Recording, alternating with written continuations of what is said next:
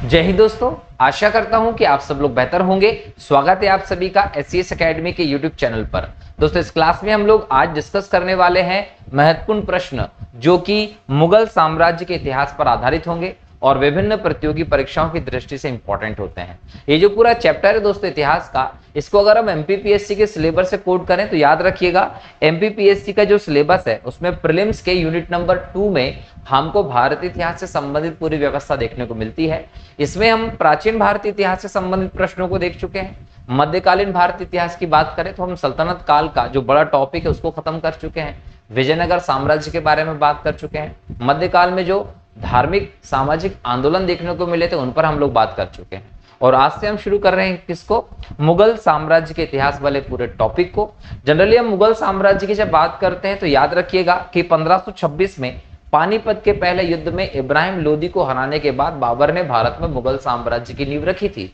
और यह साम्राज्य बहुत लंबे समय तक भारत में रहता है और इसका अंतिम शासक होता है 1857 में। 1857 की क्रांति के लीडर के तौर पर आप बहादुर शाह जफर को देखते हैं। और बहादुर शाह जफर जो होता है दोस्तों, वो भारत में मुगल साम्राज्य का अंतिम शासक होता है, जिसे इस क्रांति के दमन के बाद अंग्रेज सरकार गिरफ्तार करके बर्मा म्यांमार में भेज देती है, रंगून जेल में। और यहीं पर 1862 में इसकी मृत्यु हो जाती है। बहादुर शाह जफर की मृत्यु के बाद मुगल सम्राट की जो व्यवस्था वो खत्म हो जाती है हमारे देश में, ये याद रखिएगा। तो इस पूरी व्यवस्था को हम लोग आज के इस लेक्चर में विभिन्न प्रश्नों के माध्यम से देखने वाले हैं। इस लेक्चर श्रृंखला में आपको सिर्फ इतना करना है दोस्तों, कॉपी पेन लेकर बैठिए और जो भी इंपॉर्टेंट फैक्ट्स बताए जाते हैं उनको नोट कर लीजिएगा। लेक्चर को ध्यान से सुनना है क्योंकि एग्जाम में जो क्वेश्चन अगर आते हैं यहाँ से तो ये क्वेश्चन आपको इसी चीज के इर्द गिर्द से ही देखने को मिलेंगे। ठीक है, तो चलिए शुरू करते हैं इस लेक्चर को, जिसमें आज का आपका पहला प्रश्न है दोस्तों, 1526 में बाबर ने किस वंश के शासक को परास्त करके मुगल साम्राज्य की नींव रखी थी। यहां पर ध्यान रखिएगा, भारत में मुगल साम्राज्य की नींव रखी थी बाबर ने। और बाबर ने लोदी वंश का अंतिम शासक दिखाई पड़ता है हमें यहाँ पर इब्राहिम लोदी। जो इब्राहिम लोदी है ये लोदी वंश का अंतिम शासक था। इसे हराकर बाबर ने यहाँ बोल सकते हैं मुगल साम्राज्य की नींव रखी। और इब्राहिम लोदी के बारे में एक फैक्ट आप याद रखिएगा कि 1526 में 21 अप्रैल को जब ये युद्ध हुआ, कौन सा युद्ध हुआ, पानीपत का प्रथम युद्ध। इस युद्ध में इब्राहिम लोदी वीरता के साथ लड़ता है। लड़ने के बाद युद्ध भूमि में, याद रखिएगा, युद्ध भूमि में ही मारा जाता है। तो युद्ध भूमि में लड़ते हुए मारा गया अगर सल्तनत काल का पहला कोई शासक था, एकमात्र कोई शासक था, तो इब्राहिम लोदी था। ये याद रखिएगा। इब्राहिम लोदी के साथ बाबर के जब हम इस युद्ध की बात करते हैं दोस्तों तो ये भीषण युद्ध हुआ था। हालांकि युद्ध का पड़ला जो था वो प्रारंभ से ही हम बोल सकते हैं कि बाबर की तरफ हमें दिखाई पड़ता है, क्योंकि बाबर के पास तोपों का ज्ञान था। भारी भरकम तोपें बाबर काबुल से यहां तक लगभग 800 किलोमीटर की यात्रा करके बैलगाड़ी पर लाद कर लाया था। बाबर जो था वो पानीपत के मैदान में लगभग 6 महीने पहले ही पहुंच गया था। उसने यहाँ पर अपनी पूरा सेना की जो रूपरेखा वो स्थापित कर ली थी। इब्राहिम लोदी के साथ ये था कि 1 लाख की भारी भरकम सेना तो थी, लेकिन कहीं ना कहीं वो कौशल, जो युद्ध नीति रणनीति चाहिए, तकनीक चाहिए, बाबर के भांति इब्राहिम लोदी में नहीं थी। लेकिन इसके बावजूद इब्राहिम लोदी जो है वो बहुत गंभीरता के साथ बाबर के साथ युद्ध लड़ता है। बीच में एक ऐसा दौर भी आता है कि इब्राहिम लोदी के पास एक मौका होता है कि वो रणभूमि से भाग जाए। उसके सेनापति, उसके लोग उसको कहते भी है कि महाराज तुम निकल जाओ यहाँ से, बाद में फिर आप अपने आप को संगठित करके बाबर से लड़ लीजिएगा। परंतु इब्राहिम लोदी उन सब चीजों पर ध्यान नहीं देता और वीरता के साथ बाबर से युद्ध करता। और उस युद्ध में हम देखें तो इब्राहिम लोदी की हार हो जाती है और उसकी मौत हो जाती है। जब इब्राहिम लोदी मर जाता है तो बाबर उसके पास जाता है, उसका सिर अपनी गोद में रखकर बोलता है कि निसंदेह तुम बहुत वीरता के साथ लड़े। इस प्रकार की आपको पूरी व्यवस्था देखने को मिलती है। लेकिन इस युद्ध में 1526 में यहां इब्राहिम लोदी की हार होती है। और हम पूरे जिस क्षेत्र को देखते हैं दिल्ली के, इस क्षेत्र में आपको मुगल साम्राज्य की स्थापना बाबर करते दिखाई पड़ता है। अब अगर हम यहाँ पर बाबर के बारे में कुछ फैक्ट देखें दोस्तों तो याद रखिएगा, बाबर से एग्जाम में आपको काफी क्वेश्चंस देखने को मिलते हैं। सबसे पहली बात तो ये कि बाबर का वास्तविक नाम, अगर बाबर के वास्तविक नाम से क्वेश्चन आता है तो याद रखेंगे जहीरुद्दीन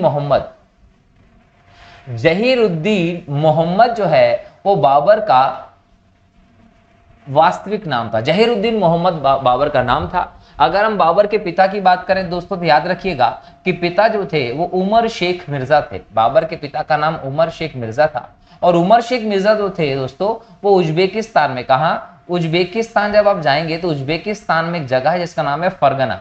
तो उज्बेकिस्तान के फरगना की जो रियासत थी, यहाँ के प्रमुख थे कौन? उमर शेख मिर्जा। और उमर शेख मिर्जा के यहाँ पर हम देखें तो 14 फरवरी के दिन 1483 में बाबर का जन्म हुआ था। किसका जन्म हुआ था? बाबर का जन्म हुआ था। अब पिता का नाम तो उमर शेख मिर्जा था, लेकिन अगर बाबर की माता का नाम देखें दोस्तों तो वो था कुतुलुग निगार खाना। कुतुलुग निगार खाना जो थी वो बाबर की माँ थी, और माँ जो थी दोस्तों वो याद रखिएगा ये मंगोल थी। माँ कौन थी? मंगोल थी। और पिता जो उमर शेख मिर्जा थे ये तुर्क थे। तो याद रखिएगा कि बाबर जो था वो दो अलग अलग जातियों का मिश्रण था। बाबर दो अलग अलग जातियों का मिश्रण था। अगर हम यहाँ देखें माता की तरफ से बाबर मिलता है हमको क्या? मंगोल। मंगोल भी कौन सी पीढ़ी का? 14वीं पीढ़ी का मंगोल हमें दिखाई पड़ता है बाबर माता की तरफ से।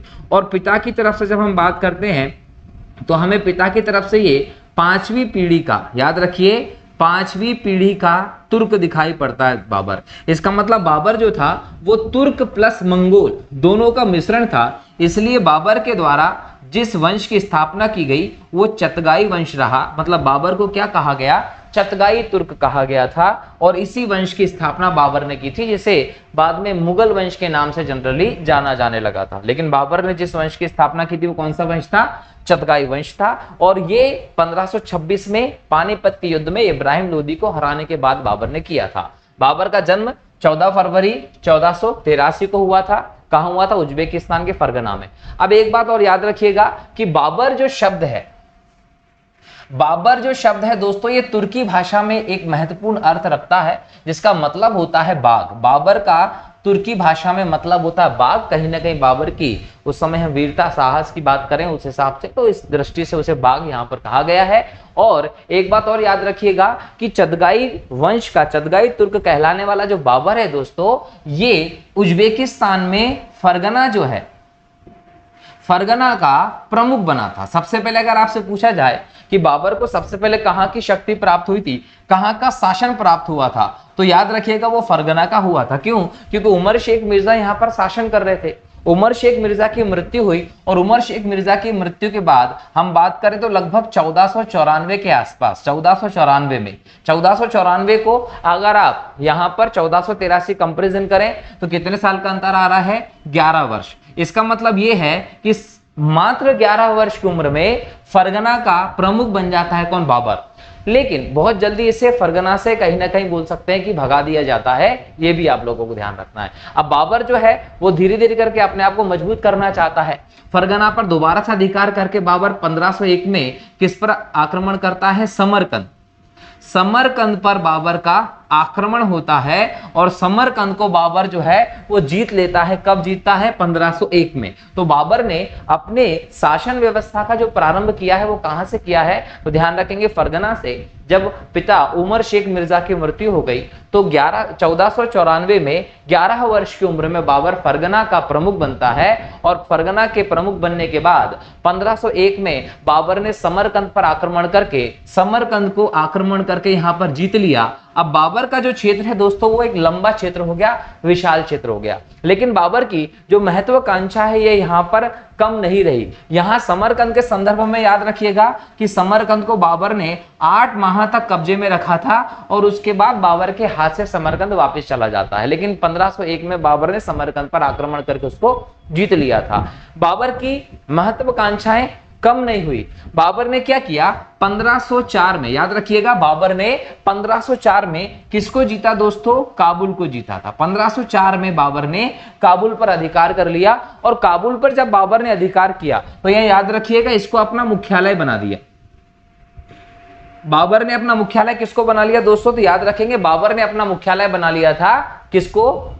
काबुल को, और यहीं से अपना हेडक्वार्टर बनाकर सैन्य संचालन करने लगा था। तो बाबर ने 1504 में काबुल को जीता, और ये पहली बार था कि मुगलों के अधीन जो है वो काबुल का क्षेत्र हमें देखने को मिलता है। क्लियर। बाद में इस क्षेत्र को लेकर ईरानी जो रहे उनसे इनका संघर्ष चला है, उसके बारे में हम बाद में डिस्कस करेंगे जब हम जहांगीर, शाहजहां और इनके बारे में बात करेंगे। लेकिन यहां समझिए, काबुल 1504 में बाबर के कब्जे में आ जाता है, और इसके बाद 1507 में इनकी पैतृक उपाधि ये धारण करता है और अपने आप को बादशाह, कुछ जगह पर लिखा मिलता है पादशाह, ये अपने आप को बादशाह घोषित करता है, और इनकी पैतृक उपाधि होती है दोस्तों मिर्जा। तो ये मिर्जा जो है ये उपाधि धारण करता है, अपने आप को बादशाह घोषित करता है, ये आप लोगों को ध्यान रखना है बराबर। और केंद्र किसको बना लिया इसने? काबुल को केंद्र बना लिया था। ये यहां तक की रही। अब देखिए, काबुल आ गया है भारत। जब बाबर काबुल आ गया, इसका मतलब काबुल का मतलब कहां आ गया है? ये अफगानिस्तान तक आ गया है। अब अफगानिस्तान तक आ गया है तो इसकी सीमा कहीं ना कहीं ये भारत से जुड़े क्षेत्र में आ गया है। अब भारत से जुड़े क्षेत्र में आ गया है तो धीरे धीरे करके इसकी लालसा बढ़ेगी। उस लालसा को कहीं ना कहीं मूर्त रूप देने में भारतीय शासकों का एक इंपॉर्टेंट रोल भी रहा है, हम उसको समझते हैं। ठीक है, यहां तक की कहानी क्लियर है कि कैसे बाबर ने 1526 में इब्राहिम लोदी को पानीपत के युद्ध में हराने से पहले उसके प्रारंभ की बात हम लोगों ने की है कि किस प्रकार से बाबर का जन्म कहां कहां कैसे हुआ और कैसे अपने आप को उसने एक शासक के तौर पर संगठित किया था। इस पूरी कहानी में एक बार और याद रखिएगा कि जब उसने समरकंद पर आक्रमण किया था तो यहां पर वो ईरान क्षेत्र में गया, और यहां पर उसने क्या किया? उज्बेक सरदार थे, ये जो उज्बेक सरदार थे ना, इनसे इसने तुलगमा नीति सीखी, और यहां से इसने तोप चलाने की कला भी सीखी थी। मतलब कि काबुल वाले क्षेत्र यहां पर आने से पहले ही बाबर को तोप चलाने की कला याद थी, और तुलगमा नीति से भी बाबर परिचित हो चुका था। तो ईरानियों से कहीं ना कहीं ये सारी चीजें लेकर बाबर आया था, तो बाबर अपने आप में एक शक्तिशाली व्यक्ति था। तुलगमा नीति का मतलब क्या होता है वो भी समझिए। तुलगमा नीति का मतलब होता है कि शत्रु को एक प्रकार से चारों तरफ से सेना से घेर लेना, और चारों तरफ से सेना से घेर लेने के बाद जब उसका मनोबल टूट जाता है तो उसको खत्म कर दिया जाता था। जनरली क्या होता था कि सेना का एक टुकड़ी सामने से दिखाई पड़ती थी, इधर और इधर। अगर हम यहाँ देखें तो यहाँ पर लेफ्ट विंग और यहाँ पर राइट विंग होता था। यहाँ पर घुड़सवार लोग होते थे। जनरली क्या होता था कि दुश्मन की सेना धीरे धीरे करके आगे बढ़ती थी। दुश्मन की सेना जब धीरे धीरे करके आगे बढ़ती थी, ये घुड़सवार सैनिक जो होते थे तेजी से यहाँ से जाते थे दोनों तरफ से, और ये क्या करते थे? पीछे की तरफ से सेना को घेर लेते थे। अब जो दुश्मन की सेना है उसके आगे भी सेना है, उसके साइड में भी सेना होती थी, और उसके पीछे से भी एक सेना आती दिखाई पड़ती थी। तो जनरली बड़ी से बड़ी मजबूत सेना जो होती थी इस नीति के कारण घबराहट में आ जाती थी, उसका मनोबल टूट जाता था। जब भी आपको पता चल जाता है कि भाई आप चारों तरफ से घिर चुके, तो आपका मनोबल अपने आप गिर जाएगा, और आपका मनोबल गिर जाएगा तो फिर आपकी जीतने की जो शक्ति है वो अपने आप ही शून्य हो जाती है, और आप अपने आप में हार को कहीं ना कहीं महसूस करते हैं और आप हार जाते हैं। तो ये तुलगमा नीति का बहुत बड़ा प्रभाव था जो उज्बेकों से सीखकर आया था बाबर, और यहीं से इसने तोप चलाने की कला भी सीखी थी। तो बाबर 1504 में जब काबुल पर अधिकार करके यहाँ बैठता है और 1507 में मिर्जा की और बादशाह की उपाधि धारण करता है, तो इस समय तक ये एक प्रकार से अलग अलग नीतियों को जानने वाला था। अब क्या होता है कि 1507 में बाबर कहां बैठा हुआ है? काबुल में बैठा हुआ है। अब इस कंडीशन में यहां पर बाबर की महत्वाकांक्षाएं जागती हैं, और महत्वाकांक्षाएं काय की? धन प्राप्ति की लालसा।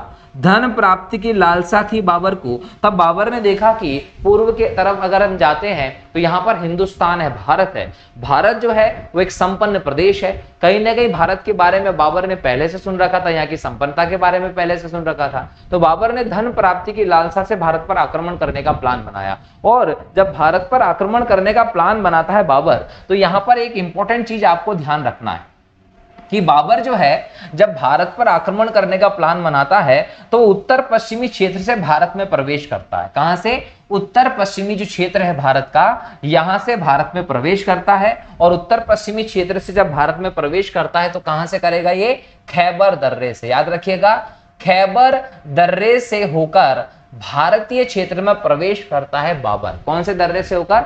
खैबर दर्रे से होकर। और यह समय था लगभग 1519 के आसपास का।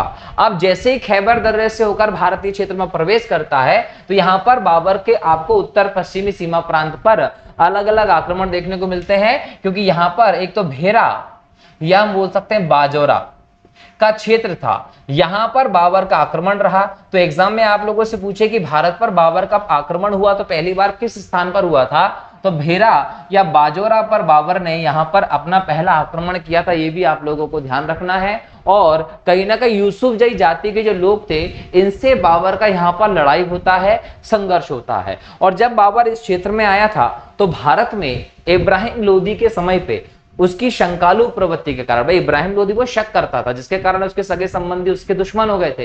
तो इब्राहिम लोदी की शंकालु प्रवृत्ति के कारण जो जो उसके दरबार में उसके आसपास के क्षेत्र में लोग थे उसके दुश्मन हो गए थे।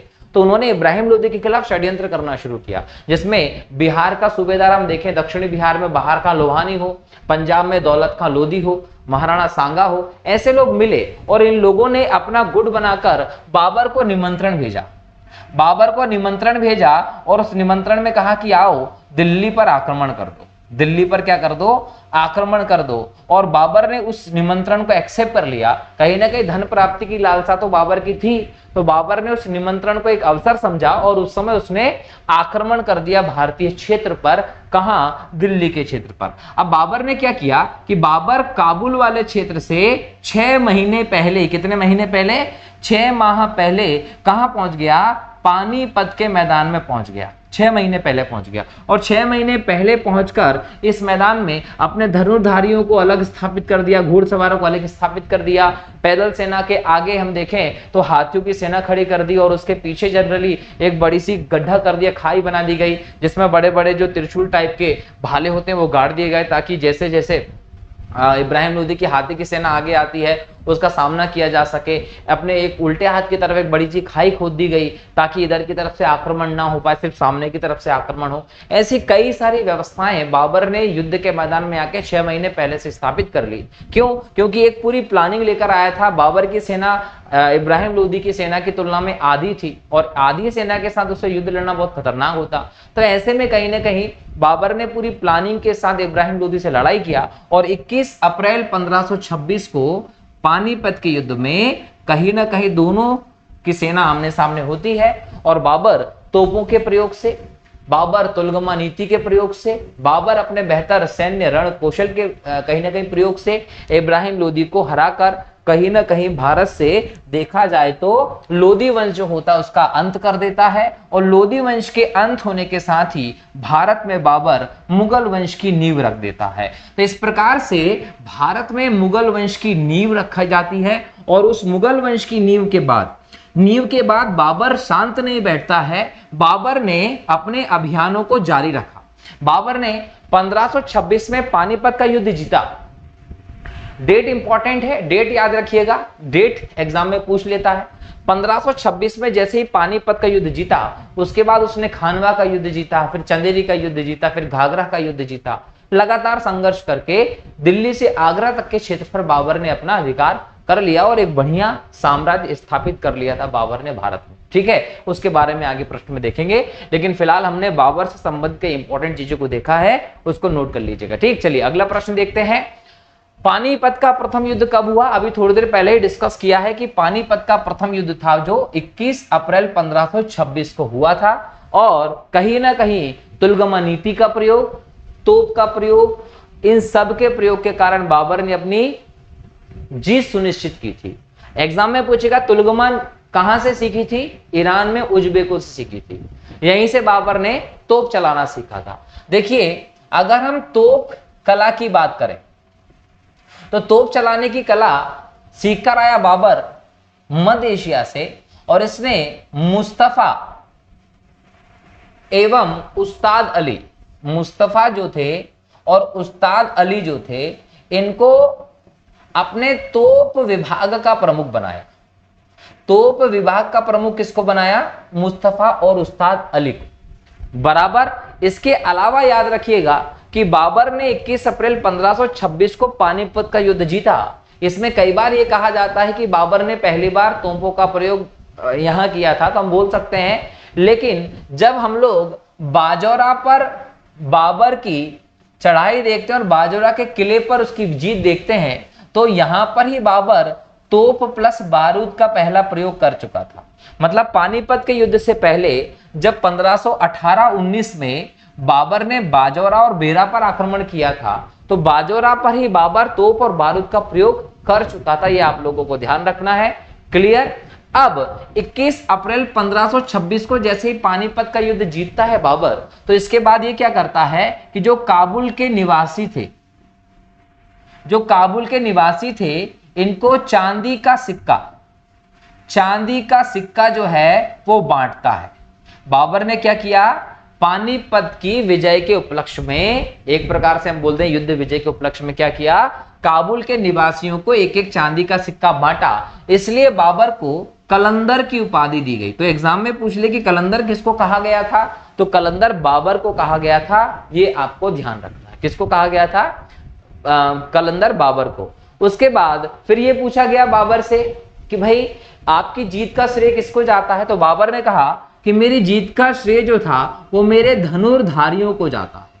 मतलब जीत का श्रेय जो है बाबर ने किसको दिया, वो धनुर्धारियों को दिया था, ये आप लोगों को ध्यान रखना है। क्यों, क्योंकि बाबर की सेना, जैसे मान लीजिए ये मैदान है, अब इस मैदानी क्षेत्र में इधर की तरफ खाई खोद दी गई है, यहां से दुश्मन की सेना आ नहीं पाएगी, दुश्मन की सेना आ रही है सामने से, इस सेना के बीच में यहां पर दुश्मन के हाथी हैं। यहां पर बाबर ने क्या किया, आगे एक नाली बना दी और उसमें यहां पर क्या किया, से भाले खड़े कर दिए। अगर ये हाथी और ये आगे बढ़ते तो इसमें गिर गिर के हाथियों की मौत हो जाएगी। इसके बाद यहाँ क्या किया, रूमी पद्धति के आधार पर तोपों को सजाया। मतलब क्या कि यहाँ पर सैनिक, फिर तोप, फिर सैनिक, फिर तोप, फिर सैनिक, फिर तोप, फिर सैनिक, फिर तोप, ऐसे तोप सजा दी।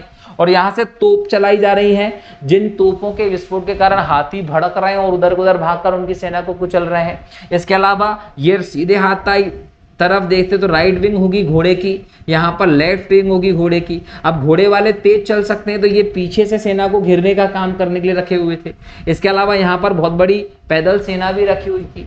इन सब के ऊपर यहाँ पर पहाड़ी क्षेत्र था, इस पहाड़ी क्षेत्र पर धनुर्धारियों को रखा हुआ था। धनुर्धारी जो थे वो इब्राहिम लोधी की बहुत बड़ी सेना पर यहाँ से बाणों की बौछार कर रहे थे, जिसके कारण सैनिक ठोक में मर गए थे। तो कहीं ना कहीं इस वजह से धनुर्धारियों को श्रेय देता है बाबर पानीपत की जीत का, ये आप लोगों को ध्यान रखना है। और कलंदर भी कहलाता क्योंकि पानीपत की जीत के बाद ही काबुल के हर निवासी को बाबर ने एक एक चांदी का सिक्का भेंट किया था, जिसके कारण इसको कलंदर की उपाधि भी दी गई थी। यहां पर दूसरी तारीख भी दी गई है, हम उनके बारे में भी चर्चा कर लेते हैं। 21 अप्रैल 1526 को तो पानीपत का युद्ध हुआ, इब्राहिम लोधी हार गया। लेकिन 17 मार्च 1527 की बात करें तो ये खानवा का युद्ध था। खानवा का युद्ध था, और ये खानवा का युद्ध जो था वो महाराणा सांगा के साथ हुआ था, जिसमें महाराणा सांगा की हार हुई थी। क्लियर। 29 जनवरी 1528 को ये चंदेरी का युद्ध था। चंदेरी का युद्ध था। चंदेरी पर आक्रमण करने, चंदेरी कहां है, अशोकनगर पे है। चंदेरी पर आक्रमण करने के लिए बाबर की सेना ने रातों रात यहां एक पहाड़ी को काटकर वहां से एक दरार बनाई थी, जिससे चंदेरी के क्षेत्र में सेना बाबर की प्रवेश कर पाई थी। और ऊंचाई पर स्थित राजा मेदिनी राय, राजा कौन था चंदेरी का, मेदिनी राय, इनके किले को भेद कर चंदेरी पर कब्जा किया। चंदेरी को उत्तर से मालवा का प्रवेश द्वार कहा जाता था, इसलिए चंदेरी की जीत बहुत इंपॉर्टेंट थी इसके लिए, बाबर के लिए। और 6 मई 1519 की बात करें तो अफगान शासक महमूद के साथ घाघरा नदी के तट पर युद्ध हुआ था ये। और कहीं ना कहीं ये अफगानों के साथ युद्ध किया, जिसमें अफगान शासक महमूद की हार होती है। और यहां पर यह भी याद रखिएगा 1530 में लगभग 26 दिसंबर के दिन बाबर की मृत्यु हो गई थी। तो यहां पर एक पोएम टाइप में बनाई जाती है कि पानीपत में पानी पिया, खानवा में खाना खाया, चंदेरी में चादर ओढ़ता है, और उसके बाद घर जाकर, घाघरा मतलब घर जाकर बाबर सो जाता है, मतलब मर जाता है। तो पानी पिया, खाना खाया, चादर ओढ़ी, घर जाकर सो गया। ऐसे आप इन सभी युद्धों को डेट वाइज याद कर सकते हैं। 1526, 27, 28, 29, यहां पर राजा इब्राहिम लोधी है, यहां पर महाराणा सांगा है, यहां पर मेदिनी राय, यहां पर अफगान शासक महमूद लोधी है। तो इन सब की सेना को बाबर ने हराकर भारत में एक स्थायी साम्राज्य की नींव रखने का प्रयास किया था, ये ध्यान रखना। ठीक है, अगला प्रश्न है, बाबर अपने साथ कौन से खेल भारत लाया था। दोस्तों, बाबर जब भारत आया था तो ये खेल का शौकीन था, और अपने साथ जब भारत आया तो ये गंजीफा और इश्कबाजी 2 खेल लेकर आया था। मतलब ए और बी दोनों आपके उत्तर होंगे। गंजीफा जो था दोस्तों, ये ताश का खेल था, और इश्कबाजी जो था ये कबूतरों का खेल था। तो एक तरफ गंजीफा और एक तरफ इश्कबाजी, ये दोनों खेल बाबर लेकर आया था। बाबर को इश्कबाजी का जो खेल था कबूतरों का, ये ज्यादा प्रिय था। तो बाबर का प्रिय खेल अगर एग्जाम में पूछ लेता इश्कबाजी था, ये याद रखेंगे। इसके बाद शाहरुख नाम का चांदी का सिक्का, ये चांदी का सिक्का था शाहरुख नाम का। ये चांदी का सिक्का किसने चलाया था? बाबर ने चलाया था। अगर एग्जाम में पूछ ले कि शाहरुख नाम का सिक्का किसने चलाया था? बाबर ने चलाया था। ये आप लोगों को याद रखना है। इसके अलावा गज ए बाबरी जो है मापन के लिए ये बाबर ने शुरू की थी। बाबर जो था उसको एक प्रकृति प्रेमी कहा गया, बाबर को प्रकृति प्रेमी कहा गया। और जब भारत आया, इसने अपनी आत्मकथा लिखी तुजुके बाबरी या बाबरनामा में इसने भारत की जलवायु और भारत की चीजों का वर्णन किया। और इसने उसमें लिखा कि भारत में नदियों पहाड़ों के अलावा और कुछ नहीं है, इसको कुछ दिखाई नहीं था। बताइए किस प्रकार का व्यक्ति था। इतना संपन्न देश जिसमें धन प्राप्ति के लिए तुम आक्रमण कर रहे हो, वहां पर तुमको यही पता नहीं चल रहा है भारत में क्या है। और तो और भारत के लोगों के लिए बाबर अपनी आत्मकथा में लिखता है कि भारतीय लोग जो है, इनमें हम लोगों को प्रतिभा ही नहीं दिखी, भारतीय लोग अक्लमंद ही नहीं है। और तो और ये भी कह दिया कि भारतीय लोग मरना जानते हैं लेकिन लड़ना नहीं जानते। तो इस प्रकार से कई सारी बातें भारतीयों के लिए बाबर ने कही, लेकिन बाद में उसको पता चला कि भारतीय लोग क्या है। क्यों? क्योंकि स्थिति उनके वंश के नाश तक पहुंच चुकी थी। आगे की कहानी पर आगे देखेंगे। अगला प्रश्न है आपका, भारत में ग्रैंड ट्रंक रोड किसने बनवाई थी? जीटी रोड के बारे में बात हो रही है। ग्रैंड ट्रंक रोड दोस्तों याद रखिए, ये ग्रैंड ट्रंक रोड जो है इसको सड़क ए आजम कहा जाता था। क्या कहा गया? सड़क ए आजम, या इसको बादशाही सड़क कहा गया। बादशाही सड़क कहा गया। तो सड़क ए आजम या बादशाही सड़क बाद में ग्रैंड ट्रंक रोड के नाम से प्रसिद्ध हुई। क्यों? क्योंकि ग्रैंड ट्रंक रोड जो नाम दिया था, ये नाम जो है इसके पुनर्उद्धार के बाद 1839 में ऑकलैंड नाम का अंग्रेज गवर्नर जनरल था, है ना, अंग्रेज गवर्नर था ऑकलैंड, उसने इसको जीटी रोड नाम दिया था 1839 में। वरना इसका नाम सड़क ए आजम या बादशाही सड़क था, जिसका निर्माण करवाया था किसने? शेर शाह सूरी ने। शेर शाह सूरी जो था ये सूर वंश का शासक था, और सूर वंश का शासक स्थापनाकार था। और ये एक भारत में अफगान शासन की स्थापना करने वाला भी था, शेर शाह सूरी। शेर शाह सूरी के बारे में हम आगे डिटेल में बात करेंगे। क्लियर? अब देखिए, शेर शाह सूरी ने जो सड़क बनवाई थी ये लगभग 1542 के आसपास बनवाई थी। कब बनवाई थी? 1542 के आसपास बनवाई थी, जो लगभग 2500 मील लंबी है। और ये सड़क जो है ये बांग्लादेश जब आप जाएंगे तो यहां पर आपको चटगांव का क्षेत्र मिलेगा, यहां से शुरू होती है और ये भारत के विभिन्न क्षेत्रों से होकर पाकिस्तान के लाहौर क्षेत्र से होकर अफगानिस्तान के काबुल तक जाती है। मतलब ये आप बोल सकते हैं कि ये सड़क ए आजम ग्रैंड ट्रंक रोड जो है वो बांग्लादेश से भारत से पाकिस्तान, पाकिस्तान से अफगानिस्तान के काबुल तक है। तो चटगांव से काबुल तक लगभग 2500 मील से ज्यादा लंबी सड़क जो है वो शेर शाह सूरी के द्वारा 1542 में बनवाई गई। और इस सड़क को बहुत ध्यान से बनवाया गया। ये सड़क उस समय देखें तो इसको पक्का करवाने का काम किया था शेर शाह सूरी ने। उस समय व्यापारी वर्ग हो, लोग हों, इन सबको आने जाने में सुविधा प्रदान करने के लिए शेर शाह सूरी ने इसका स्थापना करवाया था। और तो और ये भी याद रखिए कि ये जो सड़क है इसके दोनों तरफ, याद रखिएगा, सड़क के दोनों तरफ वृक्ष भी लगवाए थे और निश्चित दूरी पर सराय, यात्री प्रतीक्षालय भी बनवाए गए थे।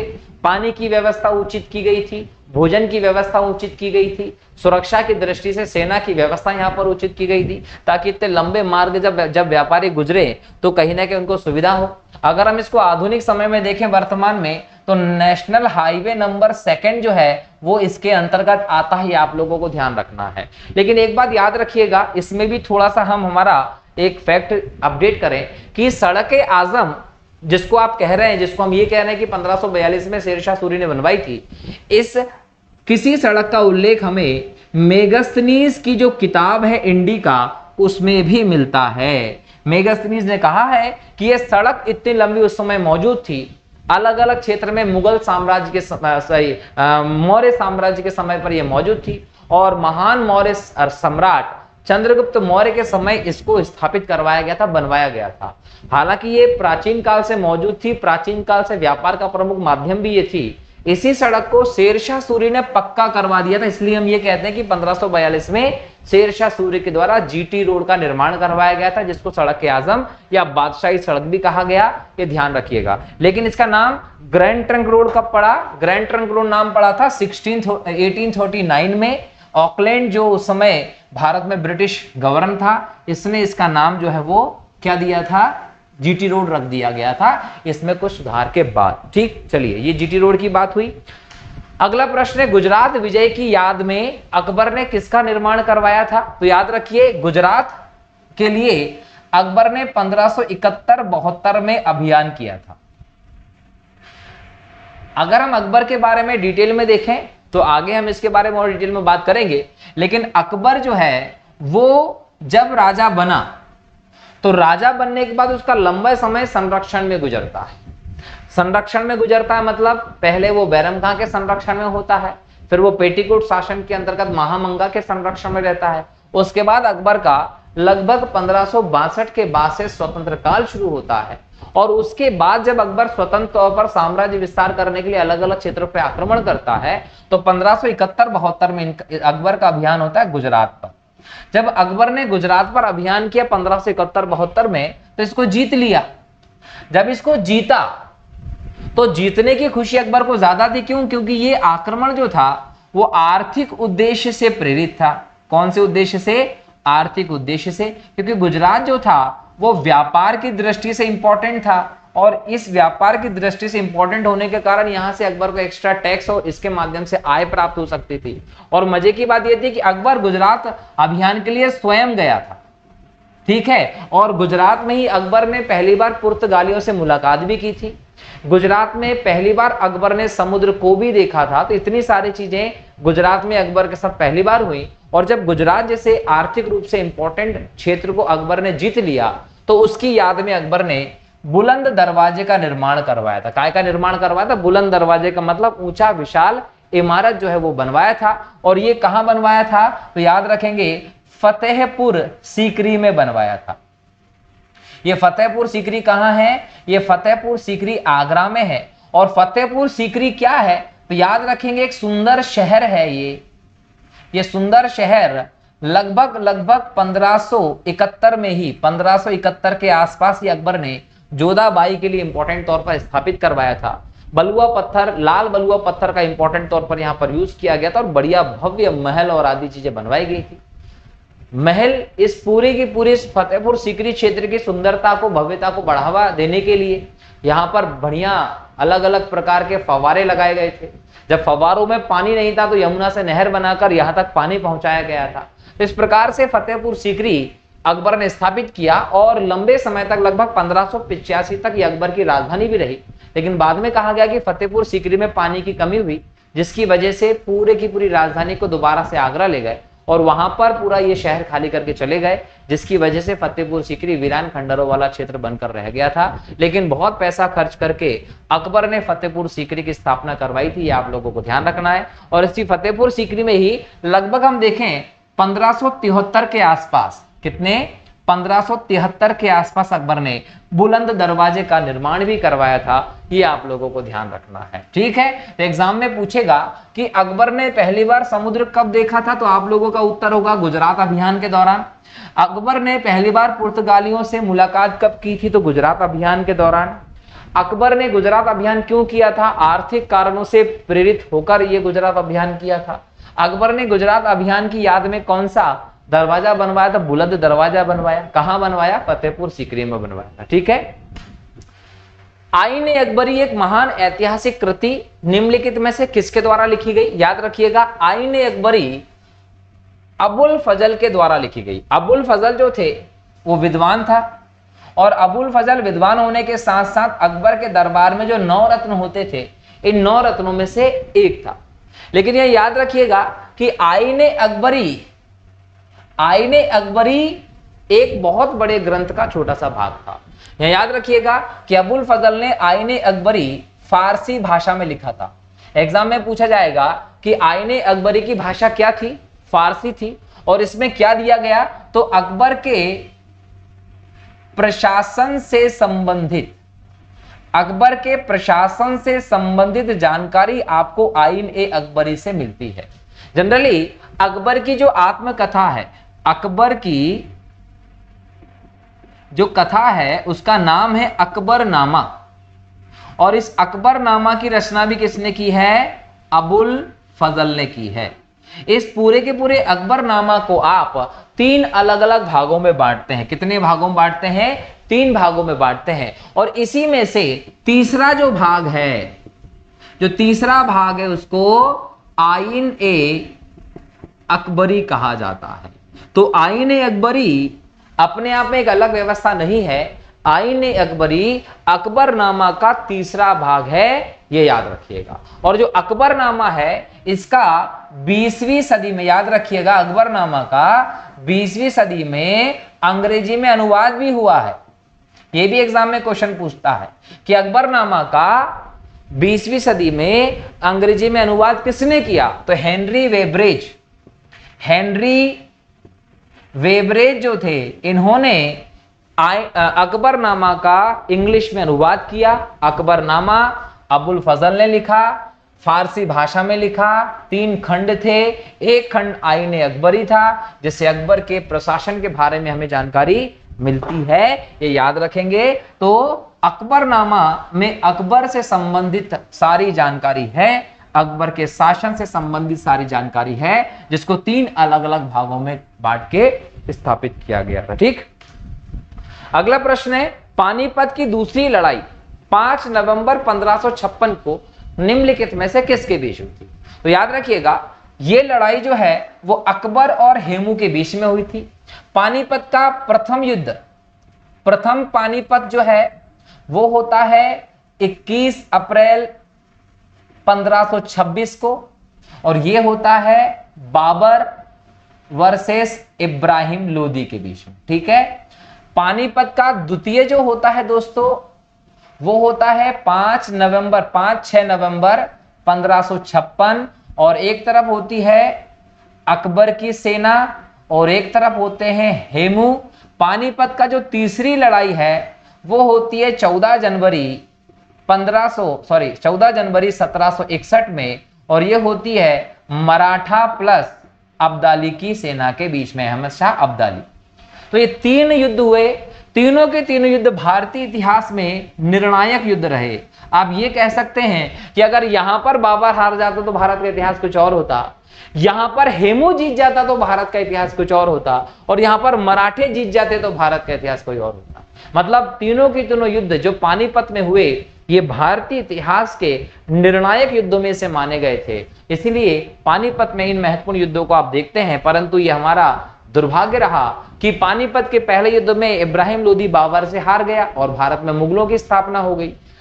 अकबर की सेना ने हेमू को हरा दिया। हेमू के हारने के बाद भारत में जो हिंदू राजवंश दोबारा से स्थापित हुआ था, मुगलों को खत्म करके, वो वहीं समाप्त हो गए, मुगल आगे बढ़ गए।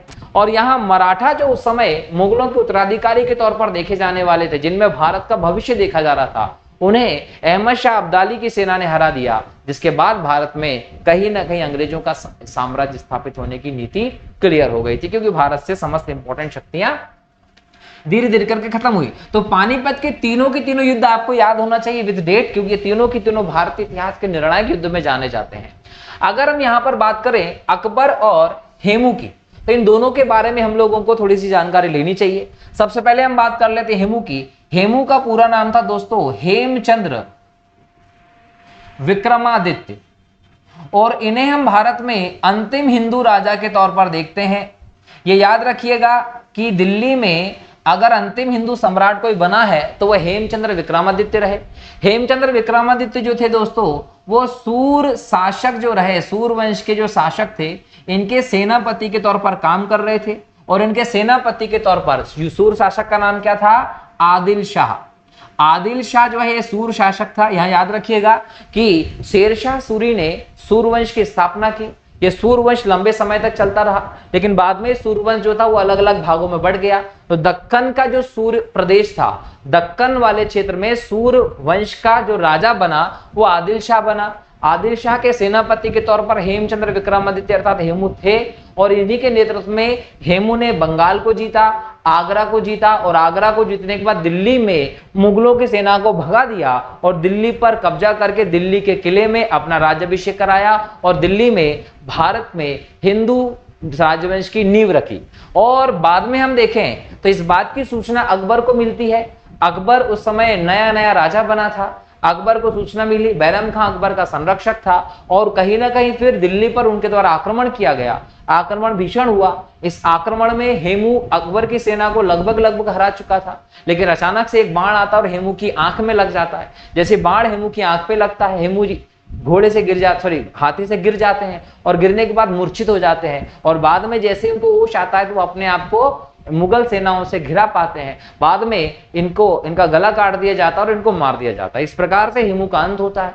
अगर हेमू की हम शुरुआत की बात करें दोस्तों, तो एक नमक के व्यापारी के तौर पर इन्होंने शुरुआत की थी। धीरे धीरे अपनी कौशलता के आधार पर ये बारूद और आदि चीजें शेरशाह सूरी की सेना को सप्लाई करने लगे, और अपनी सैन्य कुशलता के कारण, वीरता के कारण ये आगे जाकर सूरवंश के राजा आदिल शाह के सेनापति भी बन गए, और बाद में दिल्ली की गद्दी पर विराज गए मुगल शासक को हटाकर। तो ये कहीं ना कहीं एक छोटे से व्यक्ति से, नमक के व्यापारी से एक राजा बनने तक, एक सम्राट बनने तक का सफर हेमू ने पूरा किया था, जो कहीं ना कहीं इनकी वीरता और शौर्य को बताता है। इसलिए इन्होंने विक्रमादित्य की उपाधि धारण की थी, और विक्रमादित्य की उपाधि धारण करने वाले अंतिम हिंदू कोई थे सम्राट, तो वो हेमचंद्र विक्रमादित्य हुए थे। अब दूसरे पक्ष पे ध्यान रख लें अकबर की, तो अकबर का जन्म दोस्तों हुआ था अक्टूबर 1542 को। कब हुआ था? अक्टूबर 1542 को। और जन्म कहां हुआ था? राजस्थान में। अमरकोट के राजा थे। अमरकोट के राजा का नाम था वीरसाल, और इन वीरसाल के यहां पर ही हमीदा बानो बेगम ये हुमायूं की पत्नी थी, और इन्हीं के गर्भ से अकबर का जन्म होता है 1542 में अक्टूबर में। अकबर जो है वो कहीं ना कहीं हुमायूं के भाई के संरक्षण में रहता है। इस समय हुमायूं जो है वो निर्वासित जीवन व्यतीत करता। आगे बताऊंगा कि हुमायूं निर्वासित जीवन व्यतीत क्यों कर रहा था, भागा भागा क्यों फिर रहा था। और अकबर जो है वो भाई के संरक्षण में रहता है। किसके भाई के? हुमायूं के भाई के। हुमायूं ईरान जाकर सैन्य सहायता लेता है। काबुल कांधार को जीतकर 1556 में हुमायूं दोबारा से दिल्ली पर कब्जा करता है, और उसके बाद कहीं ना कहीं जनवरी 1556 में ही हुमायूं की मृत्यु हो जाती है। जब हुमायूं की मृत्यु होती है, कब? 1556 में। इस समय अकबर की आयु होती है दोस्तों कितने साल की? 14 वर्ष की। और इस समय जो कालानौर का प्रदेश है, ये कालानौर कहाँ है दोस्तों? तो कालानौर के बारे में याद रख लीजिएगा कि यह गुरदासपुर में है, और गुरदासपुर कहाँ है? पंजाब के क्षेत्र में है। तो इस क्षेत्र में हेड के तौर पर, सूबेदार के तौर पर अकबर आपको दिखाई पड़ता है। कालानौर में जब अकबर होता है तो यहां पर अकबर को 1556 में हुमायूं की मरने की खबर मिलती है कि हुमायूं का इंतकाल हो गया। तब यहां पर इनके साथ कौन होता है? बैरम खां। बैरम खां कौन है? ये बैरम खां था सेनापति हुमायूं की सेना का। तो बैरम खां ने क्या किया? एक ईंट का सिंहासन बनाया, और ईंट के सिंहासन पर कालानौर में ही 1556 में अकबर का राज्याभिषेक कर दिया। अब अकबर मुगल बादशाह बन जाता है। मुगल बादशाह जैसे अकबर बनता, तो अकबर कहाँ है? कालानौर में है। और दिल्ली की जो गद्दी थी, यहां पर वो एक अपने अधिकारी को छोड़कर गए थे। अब जब दिल्ली की गद्दी पर अपने अधिकारी को छोड़कर गए थे, तो ऐसे में हेमू ने दिल्ली पर आक्रमण करके उसको भगा दिया। जिसको भगाया वो भागा भागा जाता है किसके पास? यहाँ अकबर के पास, और इनको सूचना देता है कि भाई ऐसा ऐसा हो गया, हेमू ने कब्जा कर लिया, हमारी सत्ता चली गई। यहाँ पर बैरम खां नीति बनाता है, और बैरम खां पहुंचता है पानीपत के मैदान तरफ। हालांकि ये लगभग 7 किलोमीटर दूर बैठ के देख रहे थे, युद्ध लड़ने के लिए नहीं गए थे। युद्ध लड़ने का काम मुगलों की तरफ से उनके सेनापति और उनकी सेना कर रही थी। इन लोगों ने कोई डायरेक्टली इन्वॉल्वमेंट नहीं रखा युद्ध में। होता है पानीपत का दूसरा युद्ध। पानीपत का दूसरा युद्ध जब हुआ 1556 में, एक तरफ हेमू की सेना है, एक तरफ अकबर की सेना है। अकबर की सेना जो है वो कहीं ना कहीं हेमू की सेना से हारने वाली थी। बस हेमू का अंतिम प्रहार ही बाकी था कि अचानक से एक तीर आकर हेमू की आंख में लग गया और हेमू मूर्छित होकर गिर गए और उनकी हार निश्चित हो गई। तो यहां पर पानीपत की दूसरी लड़ाई जो है वो 5 नवंबर 1556 में अकबर की सेना और हेमू के बीच में हुई थी। जैसे ही बात करते हैं कि अकबर की सेना और हेमू के बीच पूरे हेमू की हार हुई, तो अकबर का राज्य पुनः दिल्ली और आगरा के क्षेत्र पर स्थापित हो गया और यहीं से अकबर ने अपना शासन स्थापित किया था। तो अकबर 1542 में पैदा होता है, 14 वर्ष की उम्र में अकबर राजा बनता है और उस समय पानीपत की दूसरी लड़ाई हेमू को हराकर अकबर की सेना जीत जाती है। लेकिन यहां पर एक बात और याद रखिएगा कि अकबर 14 वर्ष की उम्र में राजा बना था, बराबर। अब अगर 14 वर्ष की उम्र में राजा बना था तो अभी तो आप क्या हैं, अल्पवयस्क हैं। अभी आप अल्पवयस्क हैं तो आपको किसी ना किसी की किसकी जरूरत है, संरक्षण की जरूरत है। तो अकबर के इस काल को हम लोगों ने 3 भागों में बांटा। पहला काल हमने बोला अकबर के काय का काल, संरक्षण का काल। और अकबर को संरक्षण किसने प्रदान किया था, बैरम खान ने प्रदान किया था। और ये काल कब तक चलता है, 1556 से लेके 1560 तक चलता है। 1560 में अकबर मैच्योर हो जाते हैं। अकबर के दरबार में बैरम खान से जलन करने वाले लोग कहीं ना कहीं इसके खिलाफ षड्यंत्र करते हैं और षड्यंत्र के फलस्वरूप अकबर जो है वो 1560 में बैरम खान को मक्का की यात्रा पर भेज देता है। और मक्का की यात्रा पर जब बैरम खान जाता है तो पाटन नामक स्थान पर अफगान जो लोग होते हैं वो बैरम खान को मार देते हैं। इस प्रकार से बैरम खान का रास्ता साफ हो जाता है। अब यहाँ 1560 से लेके 1562 का दूसरा काल होता है। इसको आप बोलते हैं पेटीकोट शासन। पेटीकोट शासन को एक और नाम से जाना जाता है हरम दल का शासन। हरम दल का शासन का मतलब क्या है कि अकबर पर अब महिलाओं का प्रभाव रहा। महिलाओं का प्रभाव का था यहाँ पर महामंगा का। ये महामंगा कौन है, तो महामंगा जो है दोस्तों याद रखिएगा ये अकबर की दूध माँ है। इसका प्रभाव अकबर के ऊपर रहा। क्यों, क्योंकि जब जब बैरम खान का नियंत्रण अकबर के ऊपर ज्यादा होता था तो अकबर को महामंगा जो है वो अपनी तरफ खींचने के लिए उसकी सहायता करने लगती थी। तो अकबर महामंगा को अपना हितैषी समझने लगा था। जबकि महामंगा जो है इसका बेटा था आदम खां। आदम खां कौन है, ये महामंगा का पुत्र है। तो महामंगा चाहती थी कि आदम खां को राजा बना दिया जाए, लेकिन अकबर राजा था। तो अकबर को रास्ते से हटाने के लिए जो महामंगा है ये अलग अलग प्रकार की चालें चलती थी और कहीं ना कहीं आदम खां को प्रमोट करती थी। लेकिन यहाँ पर अकबर जो है इसका एक अभियान होता है। अभियान कहाँ होता है, तो याद रखिए 1561 में 62 के समय पर मालवा पर अभियान होता है। मालवा पर कहा, मांडू पर। मांडव पर जब बाज बहादुर के ऊपर आक्रमण करने के लिए आदम खां को भेजा जाता है तो आदम खां मांडू को जीत लेता है। लेकिन जीतने के बाद वहां पर जो स्त्री है रानी रूपमती और आदि, इनके साथ जिस प्रकार की बदसलूकी करता है आदम खां, उससे अकबर नाराज होता है और नाराज होकर आदम खां को अकबर क्या कर देता है, मृत्युदंड दे देता है। और जैसे ही आदम खां को मृत्युदंड मिलता है तो आदम खां का महामंगा जो है उसका और अकबर का रिलेशन खराब हो जाता है। यहां से पेटीकोट शासन की समाप्त होती है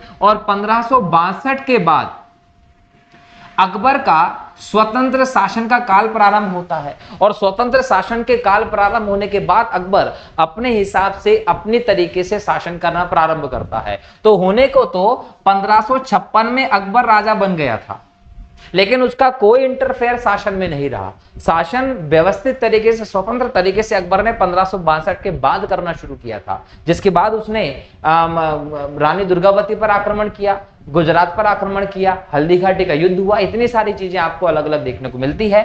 1605 में हम देखें तो अकबर की मृत्यु हो गई।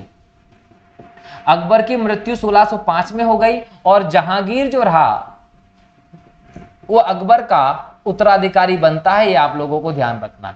अकबर के शासनकाल में कई सारी इंपॉर्टेंट चीजें हुई हैं जो आगे क्वेश्चंस में आएंगी तो उनको हम चर्चा करेंगे, लेकिन यहां पर हमने अकबर के बारे में जो प्रारंभिक जानकारी है, जन्म और आदि के बारे में चीजें समझ ली। ठीक है दोस्तों, चलिए तो ये आपको इस प्रश्न में अकबर के बारे में, हेमू के बारे में डिटेल में जानकारी मिलती है।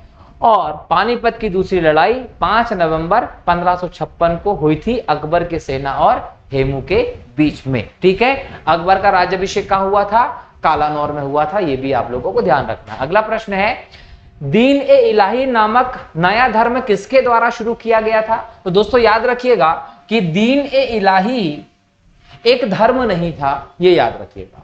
लेकिन फिर भी अबुल फजल, इसको धर्म किसने कहा है? अबुल फजल जो है, जो अकबर के 9 रत्नों में से एक था, उसने कहा कि दीन ए इलाही अकबर के द्वारा शुरू किया गया एक नया धर्म था। अब ये धर्म जो है वो किसके द्वारा शुरू किया गया था? अकबर के द्वारा शुरू किया गया था, ये ध्यान रखिएगा।